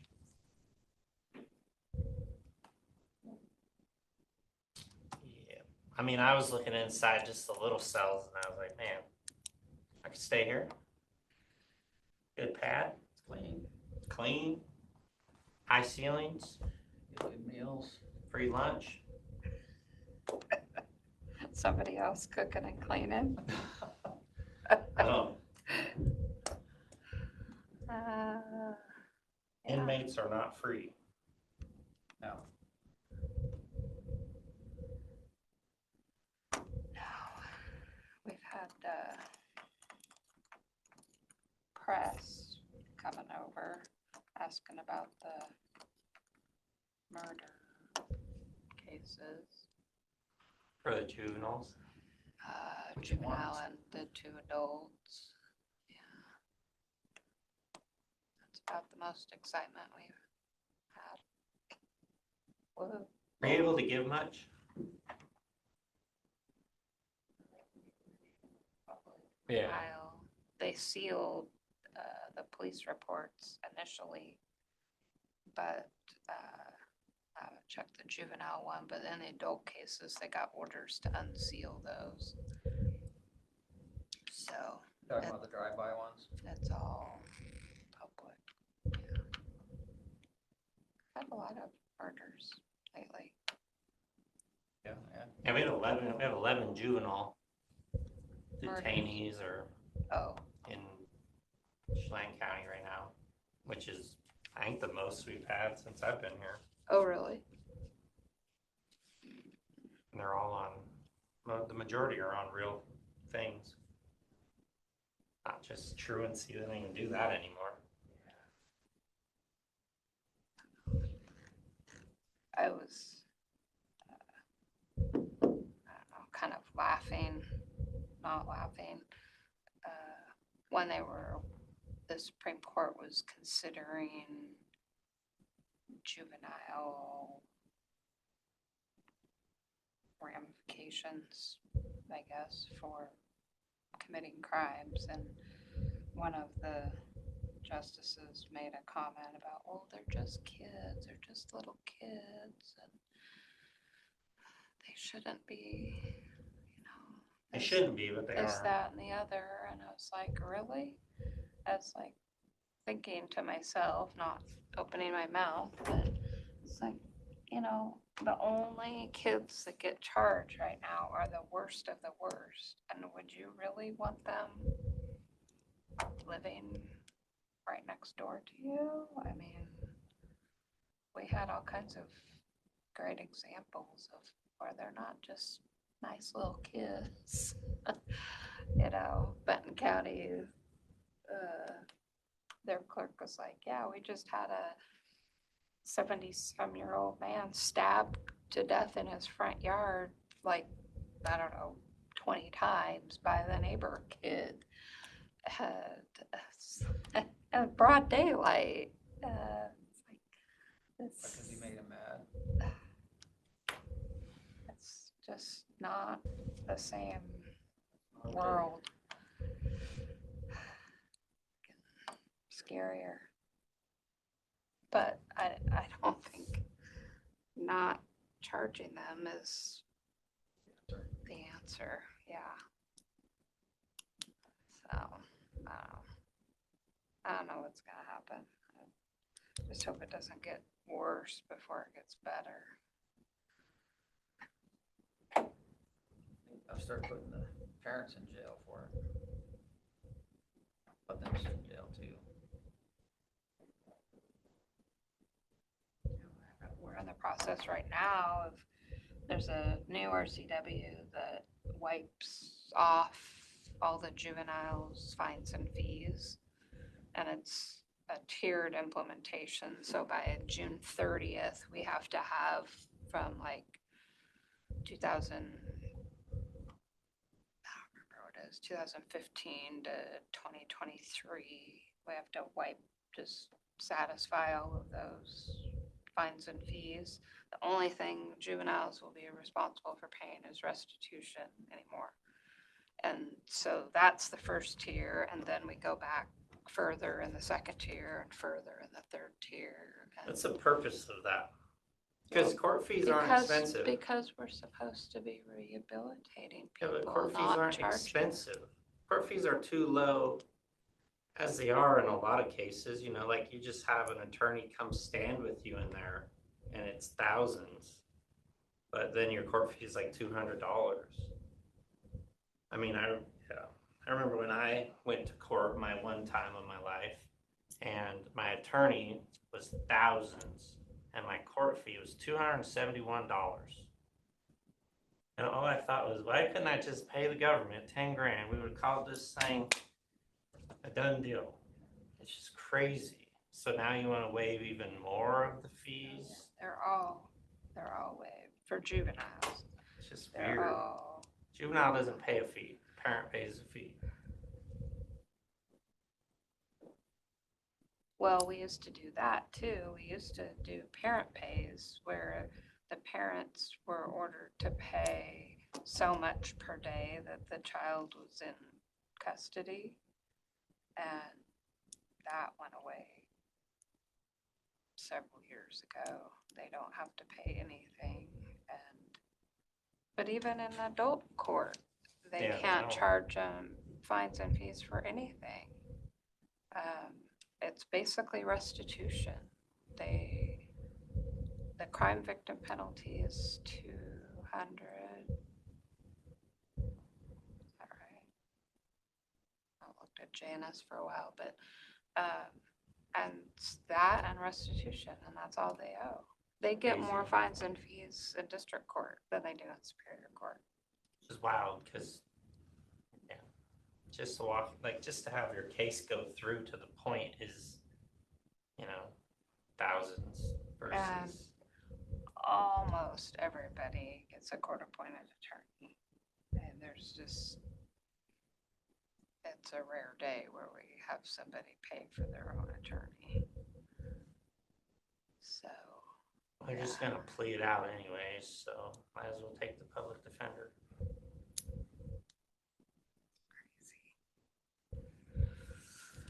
Yeah. We have been having some trials though. They've all been like child sex abuse cases mostly. But we had, I don't know, 3 weeks in a row, I think we had a trial. I don't think we're gonna have one this week. But at least we're having a few. We hadn't been really having that many.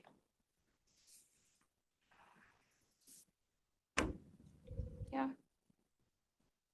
And the good news is,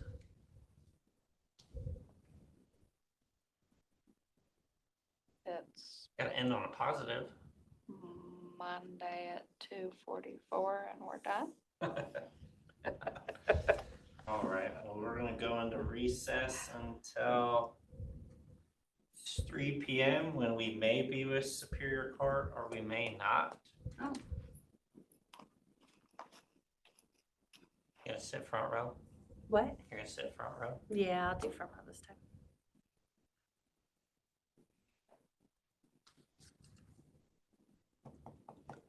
I came online a little quick. Yeah, that's okay. Good afternoon. It's 3 p.m. and we are here for a Superior Court update, and we have Judge Shalati with us. Hello. Howdy. How are you guys? Good. He's good. Good. I'm having a Monday. I'm sorry. It happens on Mondays. My time of the year. Yes. Well, we have Ms. Burns is out this week, so I was able to get in. Next Monday, we'll see, but hopefully we'll be okay and get one of us here. So, anything you guys would like to know? Nothing that I want to ask you on the record. All right. How about you, Commissioner? How are things going on your Monday? busy as ever, but we're getting things taken care of, scheduled, addressed, all that fun stuff we get to do. Do you have any trials this week? My understanding as of just about 3 minutes ago, no. Well, no criminal jury trials. I can't tell you about other trials yet. I have no idea. We'll know more tomorrow about the end of the week, and then you never know when things pop up that we just have to do within 24 hours or 72. So as a judge, Mm-hmm. do you like trials? I mean, that's kind of the point of a judge in some ways, is criminal trials. Yeah, I mean, that's just Does it add a lot of workload doing that? it's not a lot of workload. Basically, it just takes then a judge out of addressing all the other issues that we have to do. So it's fine, it's just part of the job, but we also have, civil trials, dependency trials, shelter cares, emergency guardian. So we just then have to adjust, because then we have a judge who just can't hear anything else, but then we still have to hear our normal, issues and address ex partes. So it's fine, it's just part of the job, but it just adds another layer of juggling that Ms. Burns is so good at that I have no idea how she does it. So a lot of those things you're able to do just in your office. the ex partes, Yeah. yes. We don't have an ex parte calendar. So we do ex partes either up at the front counter, or ex partes come through our office. So they can do either option. And then if they're at the front counter, we just go up and address it. And then sometimes we have to go back to our chambers to review things before then we can make a decision on the ex parte issue. You guys get a lot of those? Oh, yes. Really? Yeah. A lot of ex partes. If things are agreed, the clerk's office charges $30 to do an ex parte that's mailed in. And then that just, if they decide to do that, then they don't have to come to the courthouse, and then they just usually give the clerks, I don't know how they do it, but somehow they send it back to them. And then we get ex partes, people who just come in also. So, and if you come in, of course, you don't have to pay the ex parte fee. But yeah, we have, a handful every day.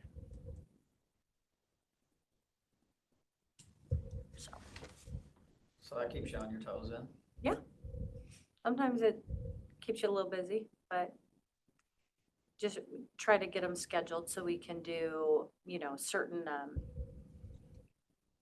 hearings that have to be scheduled, and then we just fill them in when, we have just a little bit of time in between. So, but yeah, like last Friday, we had a lot of ex partes, so. But today I have none, because I was doing the criminal calendar. Any other questions? Who sets the court fees? Is it RCW? Some of it's RCW, and then I would ask the clerk that, because we are not the the record keeper, so we don't. But I think a lot of it's RCW. I know a portion of it is. She had mentioned that in her update. Yeah. But I wasn't sure. I didn't think to ask her that, or I would have. Yeah. Because I know some of them are, by statute, they increase or decrease or waive or whatever. Are you needing anything from us? Yeah, if you want to give Ms. Burns a raise. We just did that. She deserves another one already. I don't know how she does it. But other than that, that's what I tell myself in the mirror too. I know. Just make sure before you decide to rearrange any of the courtrooms and do construction, please, please, please consult with us before we make a final determination. I have no idea who thought the design of those upstairs would be convenient for jurors and everything. Judges of past. Yeah. You never know. Never know. There were a judge in this area that a lot of things didn't get updated and done that should have been done. Yeah. They didn't want it that way. Yeah. So a lot of it is, a lot of people blame that judge, so. Yeah. Well, I think just once we do decide what we're doing, if we're remodeling or building, I think the biggest request from the Superior Court side is just please consult before we make any final determination. Just, you know how it is, like if you do something, you just know how the logistics work day to day, where if you don't, live it, then you don't really quite get like, oh, wait a minute, we probably want to have where the jury sits right next to the jury room door so they don't have to walk across the entire courtroom. Just little things that, you think about, just like when you're building a house or anything, you think, once you do it, you go, oh, maybe I should have done this or this, so. Absolutely. Yeah. And you guys are in it every day, so. Yeah. Yeah, I don't think any changes are gonna happen for a while, Probably quite a not. while. Yeah, how's the jail coming along? It's huge. On schedule? Yeah, on schedule, under budget, all good things, Oh, that is great. but huge, expensive. Yeah, Have but you under been? budget? Yeah. Have you That's been good. No. on a tour? Do you No. want to? Yes? Okay. We're gonna add you to the list. Okay, thank you. It's pretty impressive. It's huge, All right, really. so So now you you're think we'll be impressed. staying here for a while, though? I do, because there's no money. Okay, That would be that's kind of my look at it. okay. When I look at the 3/10, kind of when that starts to free up is when I would imagine changes would take place, but that's just me. But looking at, I don't know where else you would pull the money to be able to do the work. Yeah. Well, It all we'll be depends here. on where we're at the end, when we're finished. What's left. Yeah. Yeah. Anything else? No? Nope, for you? Nope, thank you, Okay. guys. Will you be able to fill the jail when it's done? You asked the jail. I know there's warrants out there that have been waiting to be served. I think district court would give you a yes to that, so, because I don't know if they are booking on district court warrants at this time. I don't think so. Yeah, and I don't think they're booking on the jail. The sheriff would know better, but I think they're not booking on a lot of things still, No, they're not. so. But they might be able to once that's done. Anything Alright. else? No? No, I'm good. We'll recess until 3:15. Good afternoon, it's 3:16 p.m. and we are here with District Court Judge Glenn and Desiree. Howdy. I'm coming to District Court Moses Lake tomorrow Why? with facilities. Oh, Let's look at the space and try to make the plan and put it in motion, just so you both know. It will be busy over there tomorrow, so, In the afternoon?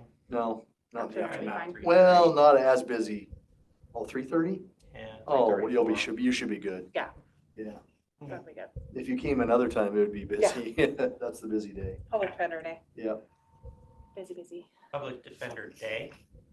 For Moses Lake, yes. So it'd be all the public defense cases. It's probably the biggest day. They'll probably have 100 and so people running through there throughout the Full day. docket. Cool. Be packed parking lot, probably. Yep. All the people that probably shouldn't be driving to court. It happens. Yes, You have to get to work yeah. Or to court. or to court. Yeah. Or both. Yeah. It's tough.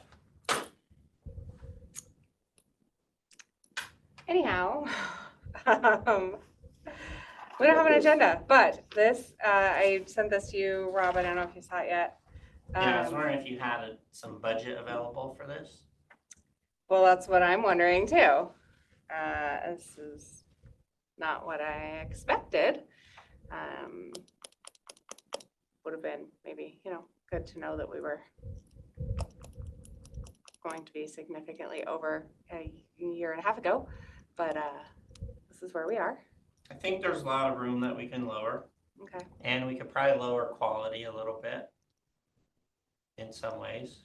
What's our court improvement funds at too? Is there like a little leeway to, I don't remember what that number was. I don't think there's much. I didn't think there I was imagine either. we spend it every time we can, No, because that's Well, we the don't. government way. we don't. No, I know, I just mean budgeting it. So Yeah, sometimes yeah. we'll budget different funds other than just current expense. Yeah. To do projects, because current expense gets hit for wages, so usually things like that will come out of one of those. I know you guys were kind of talking Yeah. about the jail fund when we came in, but I don't know if there's any room there or not. Tom was talking about that today. Yeah, Tom talked about it a little bit. But we should be able to cut that down quite a bit. Okay. I just wanted to make sure that you guys were aware of this and. Well, it's because a couple $100,000 for the equipment, the scanners, because that scanner is pretty much at its end. Gotcha. You're gonna need 2 new scanners, which is pushing 200,000. That was not anticipated. So.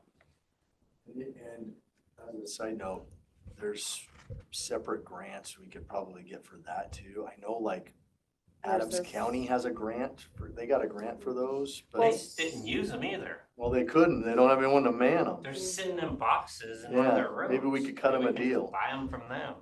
There you go. Good. I bet they would be much less than 200,000. I think they offered So- for us to buy them last time I was there. Well, the other option too is that if they offer the trial court security grant again, we got that last year and we used it for badge readers. But it's a shared cost grant where they paid 60, we paid 40. But even so, if it's something we're looking at getting anyways, then 60% off is still. What fund Good. number is trial court improvements? Yes. Current cash on hand is around 384,000. Well, it's more than I thought, but less than what Desiree thought, so.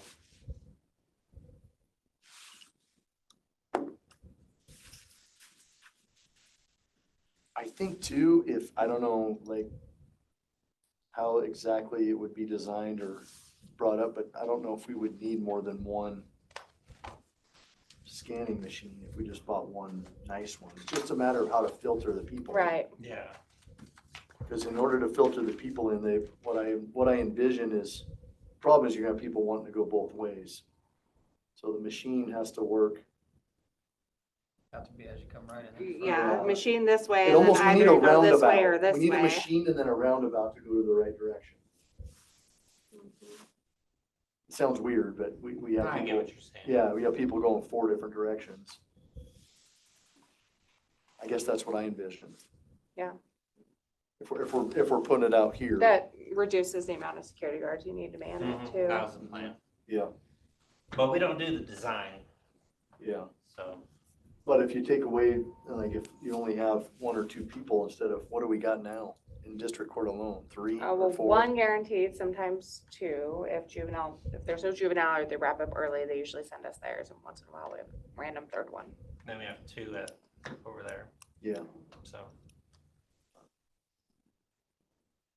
But it's moving forward. That's just a budget to turn in. So I can only turn in a budget that equals 1.5 million.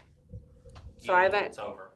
huh? Even if it's over, Yes, we have to submit what the budget is for the grant. How are we spending the grant money? So I haven't responded to Tom yet. well, no matter what, the construction's gonna cost more than 1.5 million. Right. So there is no budget that builds a 1.5 million. So Okay. I don't see why you can't turn that in and then have, I mean, the gal responded to the email and literally said, this isn't your grant. They have to match for them to, because if they okay a budget that's 2.6 million, they're approving a budget that isn't granted. Like it's not approved for funding. So, I mean, I can certainly submit it Because you would and just see what they say. County portion, Yeah. the you'd have leftover, the other amount. balance to be paid by the county out of whatever budget that might be from. I mean, there's literally a budget line item, and line item. There isn't They don't allow. I don't know if there's I'll look and see. Maybe there's something in there that we can do. I'll try. Worst they can do is reject it and tell us to do it again. So. Well, at least they realize we're not getting it for free. Right? True story. True story. But Tom estimated he'd probably be like 1.9, I think is what he said. Maybe a little more. So is there anything that you need from me at this point with it being over budget? Am I needing to? I think we just need to go back to the people that are gonna give us the grant and see if that's acceptable, if we pay the balance. Right, but for the balance, is there anything that you guys are needing me to do? No, I think Tom was gonna work on that. Okay, perfect, Kind of the indication he gave us today. perfect. Sounds good. Just didn't know if you needed it, or if you decide that you need anything from me, just let me know. My question would be is if they're not willing to give the grant, then what do we do? Apply for a different grant, or how would that work? I mean, yeah, we'll just watch for other openings, and this one was just a total off the cuff weird thing that they sent out, and you had like a week and a half or 2 weeks to respond. I called it Fast and Furious because it was fast and furious, and there was this whole list of things that you could apply for, and court security was just a tiny thing. There was someone from the county applied for, was it a bridge or a road? A bridge. And therapeutic courts could apply. I mean, it was like a vast, crazy thing. And our chances of getting it were like this big, and we got, I don't know, we got it somehow. But there will be other things like that, but there's nothing specific that comes to mind. I mean, it could be a while before we see that kind of funding again. I think the main reason why we sought the grant, or at least that's why I sought the grant, was because it gets overlooked so much. And it's always been talked about, but nothing's ever been done about it. So it's a lot easier to maybe put it in action when it's like not costing us a bundle. But it's still taking. I know. A year or plus. I know. We approved that project. I don't even know how long ago, 18 months ago, I think, as a board, because estimated price at the time was like 400,000, 500,000. I don't know how it went to 3 million. Well, initially, I thought discussions were the 1.5 seemed like it would be plenty, and so when I got this, I was completely shocked. I don't know. I mean, I said there's a lot of different things we don't think about, but it seemed like it really just exploded. I mean, I get it, things are more expensive, but yeah, we were talking about how are we gonna spend it all initially, and now we're like, holy crap. So that was really the shocker. Yeah. So like I said, I think if we can get it closer to that number. A lot of this probably has to do with the new building codes. Yeah. That's true. And the upgrades we'll have to do. Well, and one thing I didn't think about is how do you preserve the historical part, because this site is part of that, and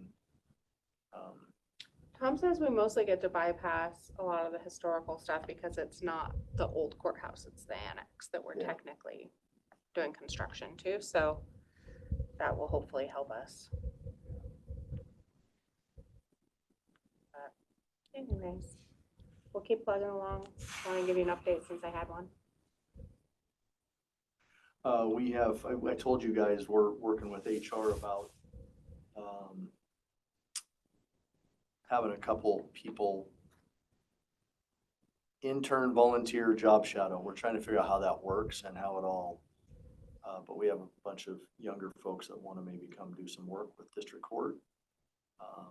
I think most of it is going to be just job shadowing, but we're looking to make sure that there's no potential harm for the county or anything. What do they got to do just to do that? And so trying to figure that out with them. And then we also had a meeting with all the judges last Friday, and I think we're prepared to have the meeting with HR about the future and how we're going to try to work together if possible. Yeah. So I think we're pretty prepared for that meeting because we have a lot of information about what other courts are doing and what kind of all the judges, I think we collectively can be on the same page.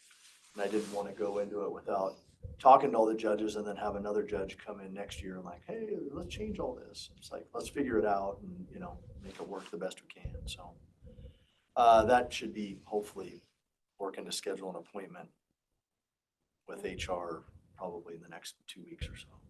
So about that. Anything else? Basketball to watch tonight. I would not. It's almost watch over. basketball Yeah. today. It's almost Yeah, over. it's almost over. Yeah. Then what are you gonna do? You have to watch, you can't watch baseball anymore. They take it off and you have to pay for it. I will be doing yard work. Yeah. Very excited. Working on my sunburn a little more. Anything else?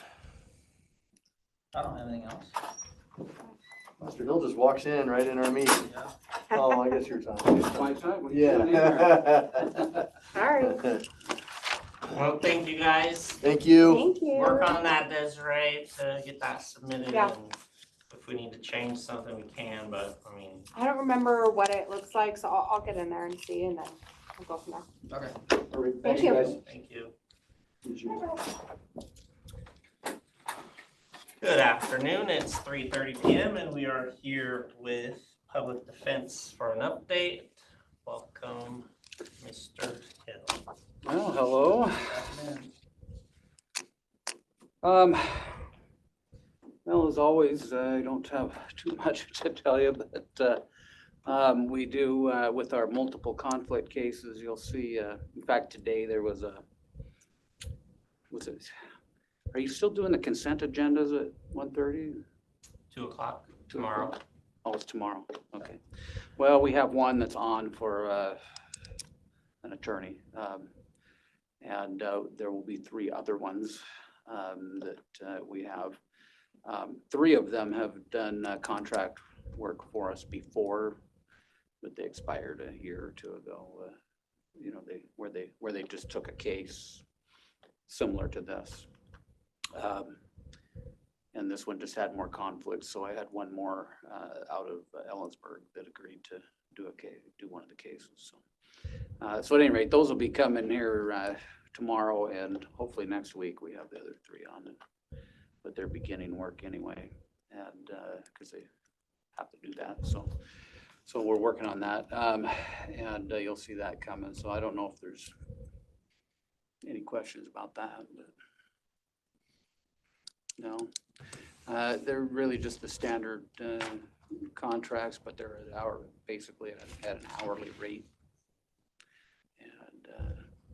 And there's 2 rates that you'll see on the contract. One's for Class 8 felonies, which 2 of them will be. The other 2, even though the contracts look the same, there's a different rate in the contract for B and C felonies. So 2 of them are at the higher rate and 2 of them at the lower rate, just because of the nature of the cases that we're asking them to take, the charges. So anyway, other than that, we just, we're going business as usual. Our district court is pretty good shape caseload wise, again, as long as the Supremes don't do anything different. But you know, there for a while, we were in a little bit of trouble with caseloads, but those have evened out, mostly because we were able to get on our part-timers that you probably remember signing contracts for them. Those are evening out, and we're in pretty good shape there.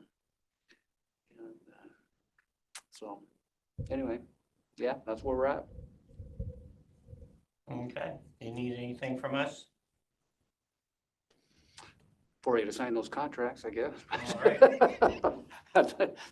so that we can make sure these guys go to work and get paid.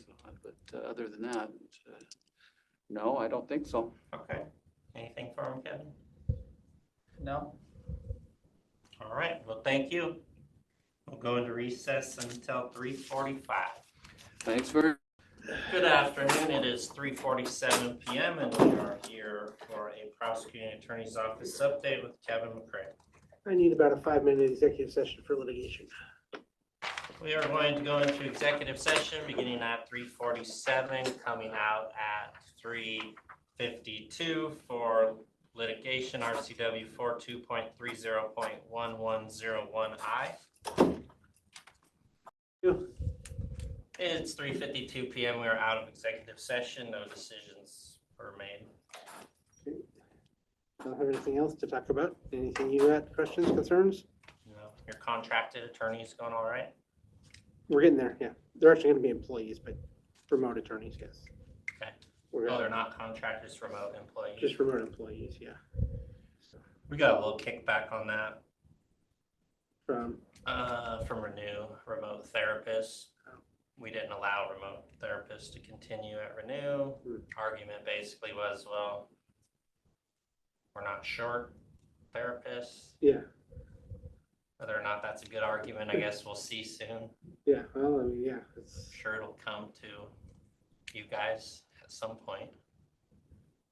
yeah, I mean, I'd rather have in-house attorneys. but Yeah, and it's kind of the, that was what I pointed out. I said, Yeah. yeah, but please remember that those remote attorneys will be paid less. So if your therapist would like to take a pay cut. yeah, then Yeah. you might support it. Yeah. So that kind of slowed it down a little bit, I hope. Anything for Kevin? No, there was something I was thinking of, but I can't remember what it was, so I guess I won't ask him. Okay, well, if you remember, shoot me an email or whatever. Okay, All right. all right, thanks We'll go much. into recess until 4 p.m. when we are back for a Fund 105 meeting. Good afternoon. It's 4 p.m. and we are here for a Fund 105 meeting. I didn't bring extra for you guys, I'm sorry. That's fine.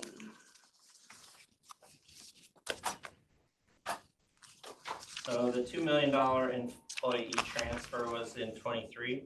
That was the initial to start the Fund 105, yes. And I included the resolution as well. And that was when we were planning to do study and training with the money. Yes, It took us most of that year to start doing that. yes. And since then, we've done $27,000 in training directly to NACO. How much was that? 27,000. 16,500 was in 2004, in December of 2004, and 10,500 was in March of this year. Was Del Anderson's training, was that out of his budget or is that out of this training fund? I remember just his training for Baldridge was like 30-some thousand, 36 or something. This has all been NACO. No other trainings, just NACO. And I included the GP transaction report for those. So the one in December was 1,500 times 11 people. I don't have the invoice because I would have had to dig out the physical invoice, which we have if necessary, but. And then whatever 10,500 divided by 1,500 is that many people for March.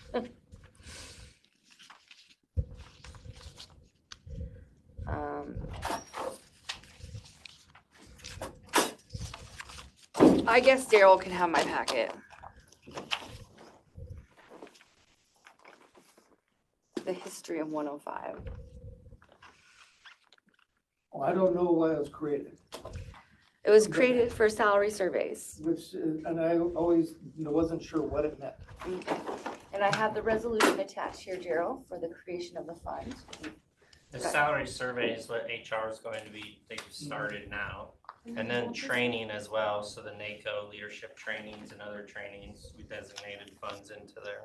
Right, because I never figured how it would ever come close to $2 million. The study is how much? Do you have an extra packet?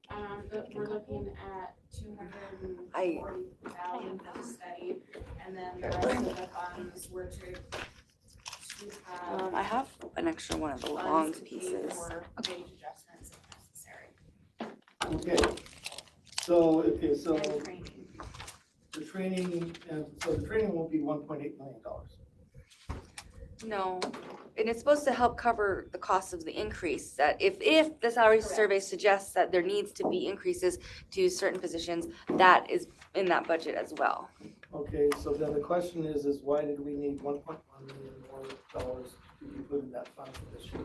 We didn't need it, because at the end of the year, when we were trying to figure out what positions we were going to either create as a higher band or create new, they weren't quite ready to approve them.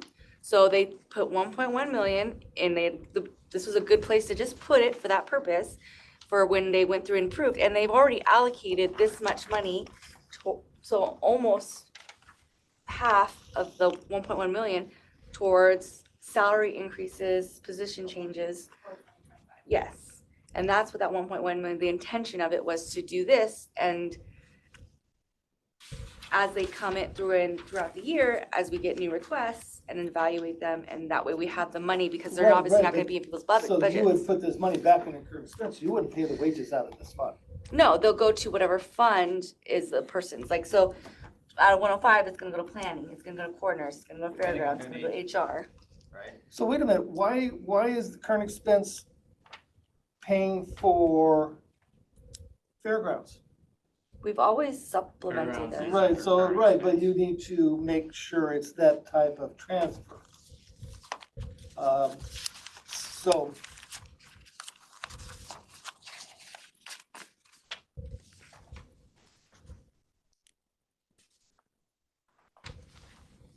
Because we have 6 positions that actually had a change, okay.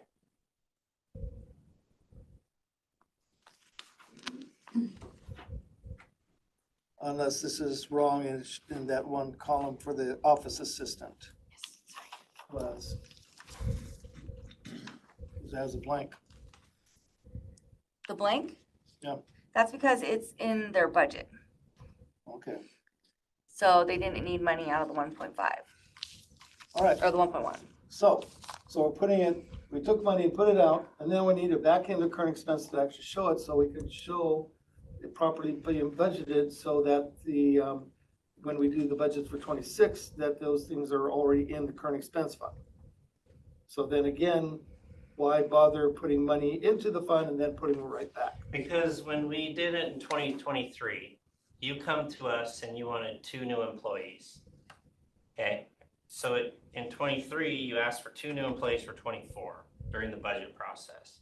We say, okay, we'll let you put those 2 positions into the budget, but then you got to bring it back for final approval through PMRT and through the board.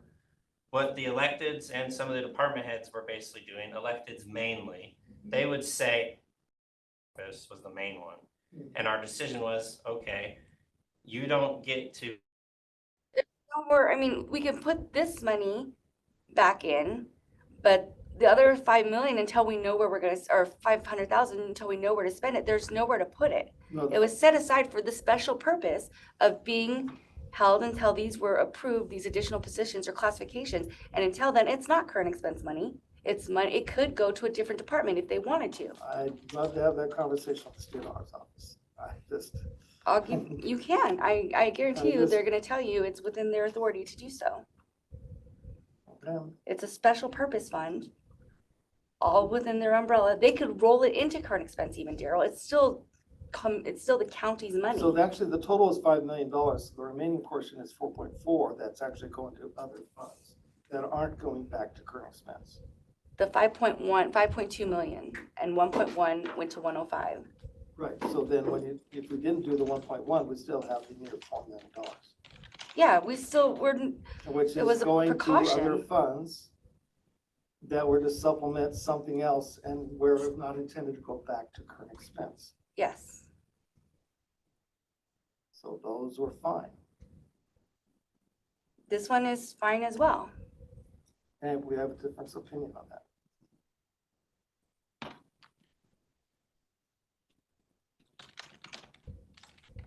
I mean, if you're more comfortable, I could put the request to the state auditor's office, but I can tell you, a special purpose fund can be commingled within the current expense fund. But this was, the intention of moving money was supposed to go into a reserve type. When we move money out, it's supposed to go into an established fund or a reserve with specific purposes that are spelled out, that you cannot use that money for any other purpose. But it was not a special purpose fund where it was supposed to be a place to shift money out of current expense, even though it was a normal current expense budget item. They aren't necessarily all going to be current expense items. Like I said, it's gonna matter, it matters, we don't know all of the positions that are gonna be created, or were they gonna request increased bands? So if we had public works positions, are we paying them out of current expense? No, because they have the funds, but there may be a position like in New Hope where they're not within current expense. If they wanted a position that had merit, current expense could fund that. Maybe that will help. Shed some light on what we've done. Yeah, it's just, but I'm not sure, this 1.1 is definitely not needed to be put in that fund. Because we definitely need that money in current expense now. The commissioners specifically allocated it for increases in salaries. If they don't want to And do new that, they can send it back. Yeah. Right, which could be sitting in the cumulative reserve fund and then a budget extension. And you still have to do a budget extension for current expense when you put it back. So what would have been the best way to budget that 1.1 million, not in budgets, but for salaries and new positions, but not in anyone's budget? Right, but that's what your cumulative reserve is for all, your reserve carryover balance. That's the purpose of many unknown things that could happen. That you would then tap. These were known though. What fund is the cumulative reserve, Daryl? No, I'm talking about the reserve carryover balance reserve. You're talking about the ending fund balance? Yes. Of current expense, 001. Mhm. Yep. So. It has to be budgeted for them to spend it on salaries. It can't be in the ending fund balance where they would have to do a budget extension. We do that every year. We've been pulling money out of reserve to cover the salaries that we didn't know were gonna happen the following year. They have to do a budget extension for that. And this prevents So, them from and having to do that and extension. And that came out of the carryover balance reserve. So why is this different? This is how they chose to do it in this year's budget. If there's money in the reserve balance, does the county get interest? No. Well, the county gets, the current expense fund gets the interest. It's earning interest. It's not being invested, but we're getting the interest. So, because there was no request to invest. The surplus interest. It's considered surplus funds that we invest to the benefit. The interest going to current expense.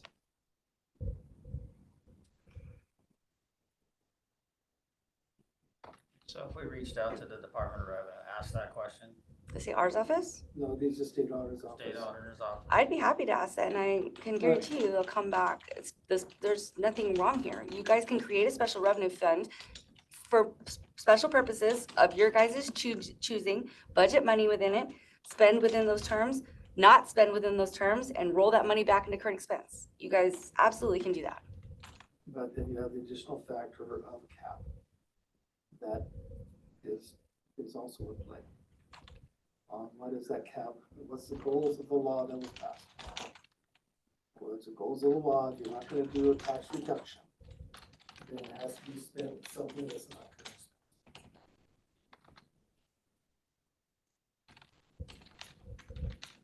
That's the whole purpose of the law. Why would legislators pass something which you can easily abuse? That's not, because if the money had been budgeted in 1.1 in current expense, we'd still be below the cap. So There'd be no then again, issue. we don't need to transfer the money. Do you have that RCW off the top of your head? No, which one? Your cap. Nope, I have to keep looking up something we only look at a couple times a year. I did provide the commissioners on multiple occasions emails of that RCW. We also got back from the auditor's office that budgeting the funds fulfilled the spirit of that law. I'm not sure this is really what they were agreeing to. But again, we don't need to transfer the money. And it can stay in current expense. Okay. Well, that's your opinion, and I think the commissioners respect that. We will, Mandy, if you could ask the state auditor, that'd be helpful, so that the board is aware of what their authority is. The other purpose for this session for HR specifically was the fund balance, which is all in that stack, right? Mm-hmm. Okay. And then we have that worksheet between us for that roster that Rob had referred to earlier. So with that data, I'm just gonna go into that last cell or that last row. It should be calculated, reducing on the summary page. Okay. It's also calculating, because I initiated the transfer to move the 1.1 million. It hasn't been finalized, but that is also included in the summary on the very first page. Okay. So down on the bottom, it summarizes. So that is including the $1.1 million transfer in and including the 506 whatever thousand out, 538. even though it hasn't happened. Yeah, so future salaries and then this future transfer. Otherwise, the balance is about 2.46 million. Okay. So the CE position management sheet that we had done for budget, that we had shared back and forth, in that last column, I had just added a fund balance for tracking purposes. So I'm just gonna add this data in there. Okay. Just for a visual, and then hopefully that makes sense to everybody. Gotcha. And so do the commissioners want me to not initiate the transfer until we get back word from? Yeah, I would find out from the auditors before we do that. Okay. But we plan to do it probably either way. But it would be nice just to know what we're doing before we do it. Gotcha. Yes, sir.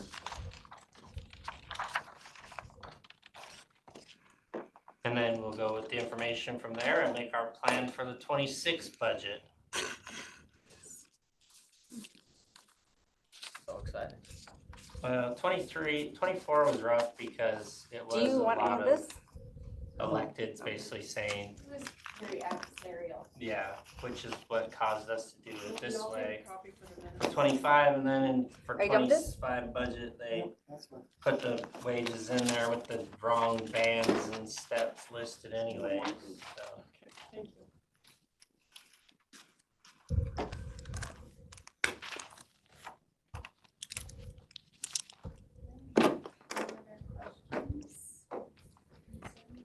Girl, are you wanting me to set up a meeting with them? Would that make you more comfortable? So you're Well, no, involved I would have to actually talk to them personally after their decision or before the decision. Rather than hearing everybody hearing the same thing at the same time. Yes. Okay.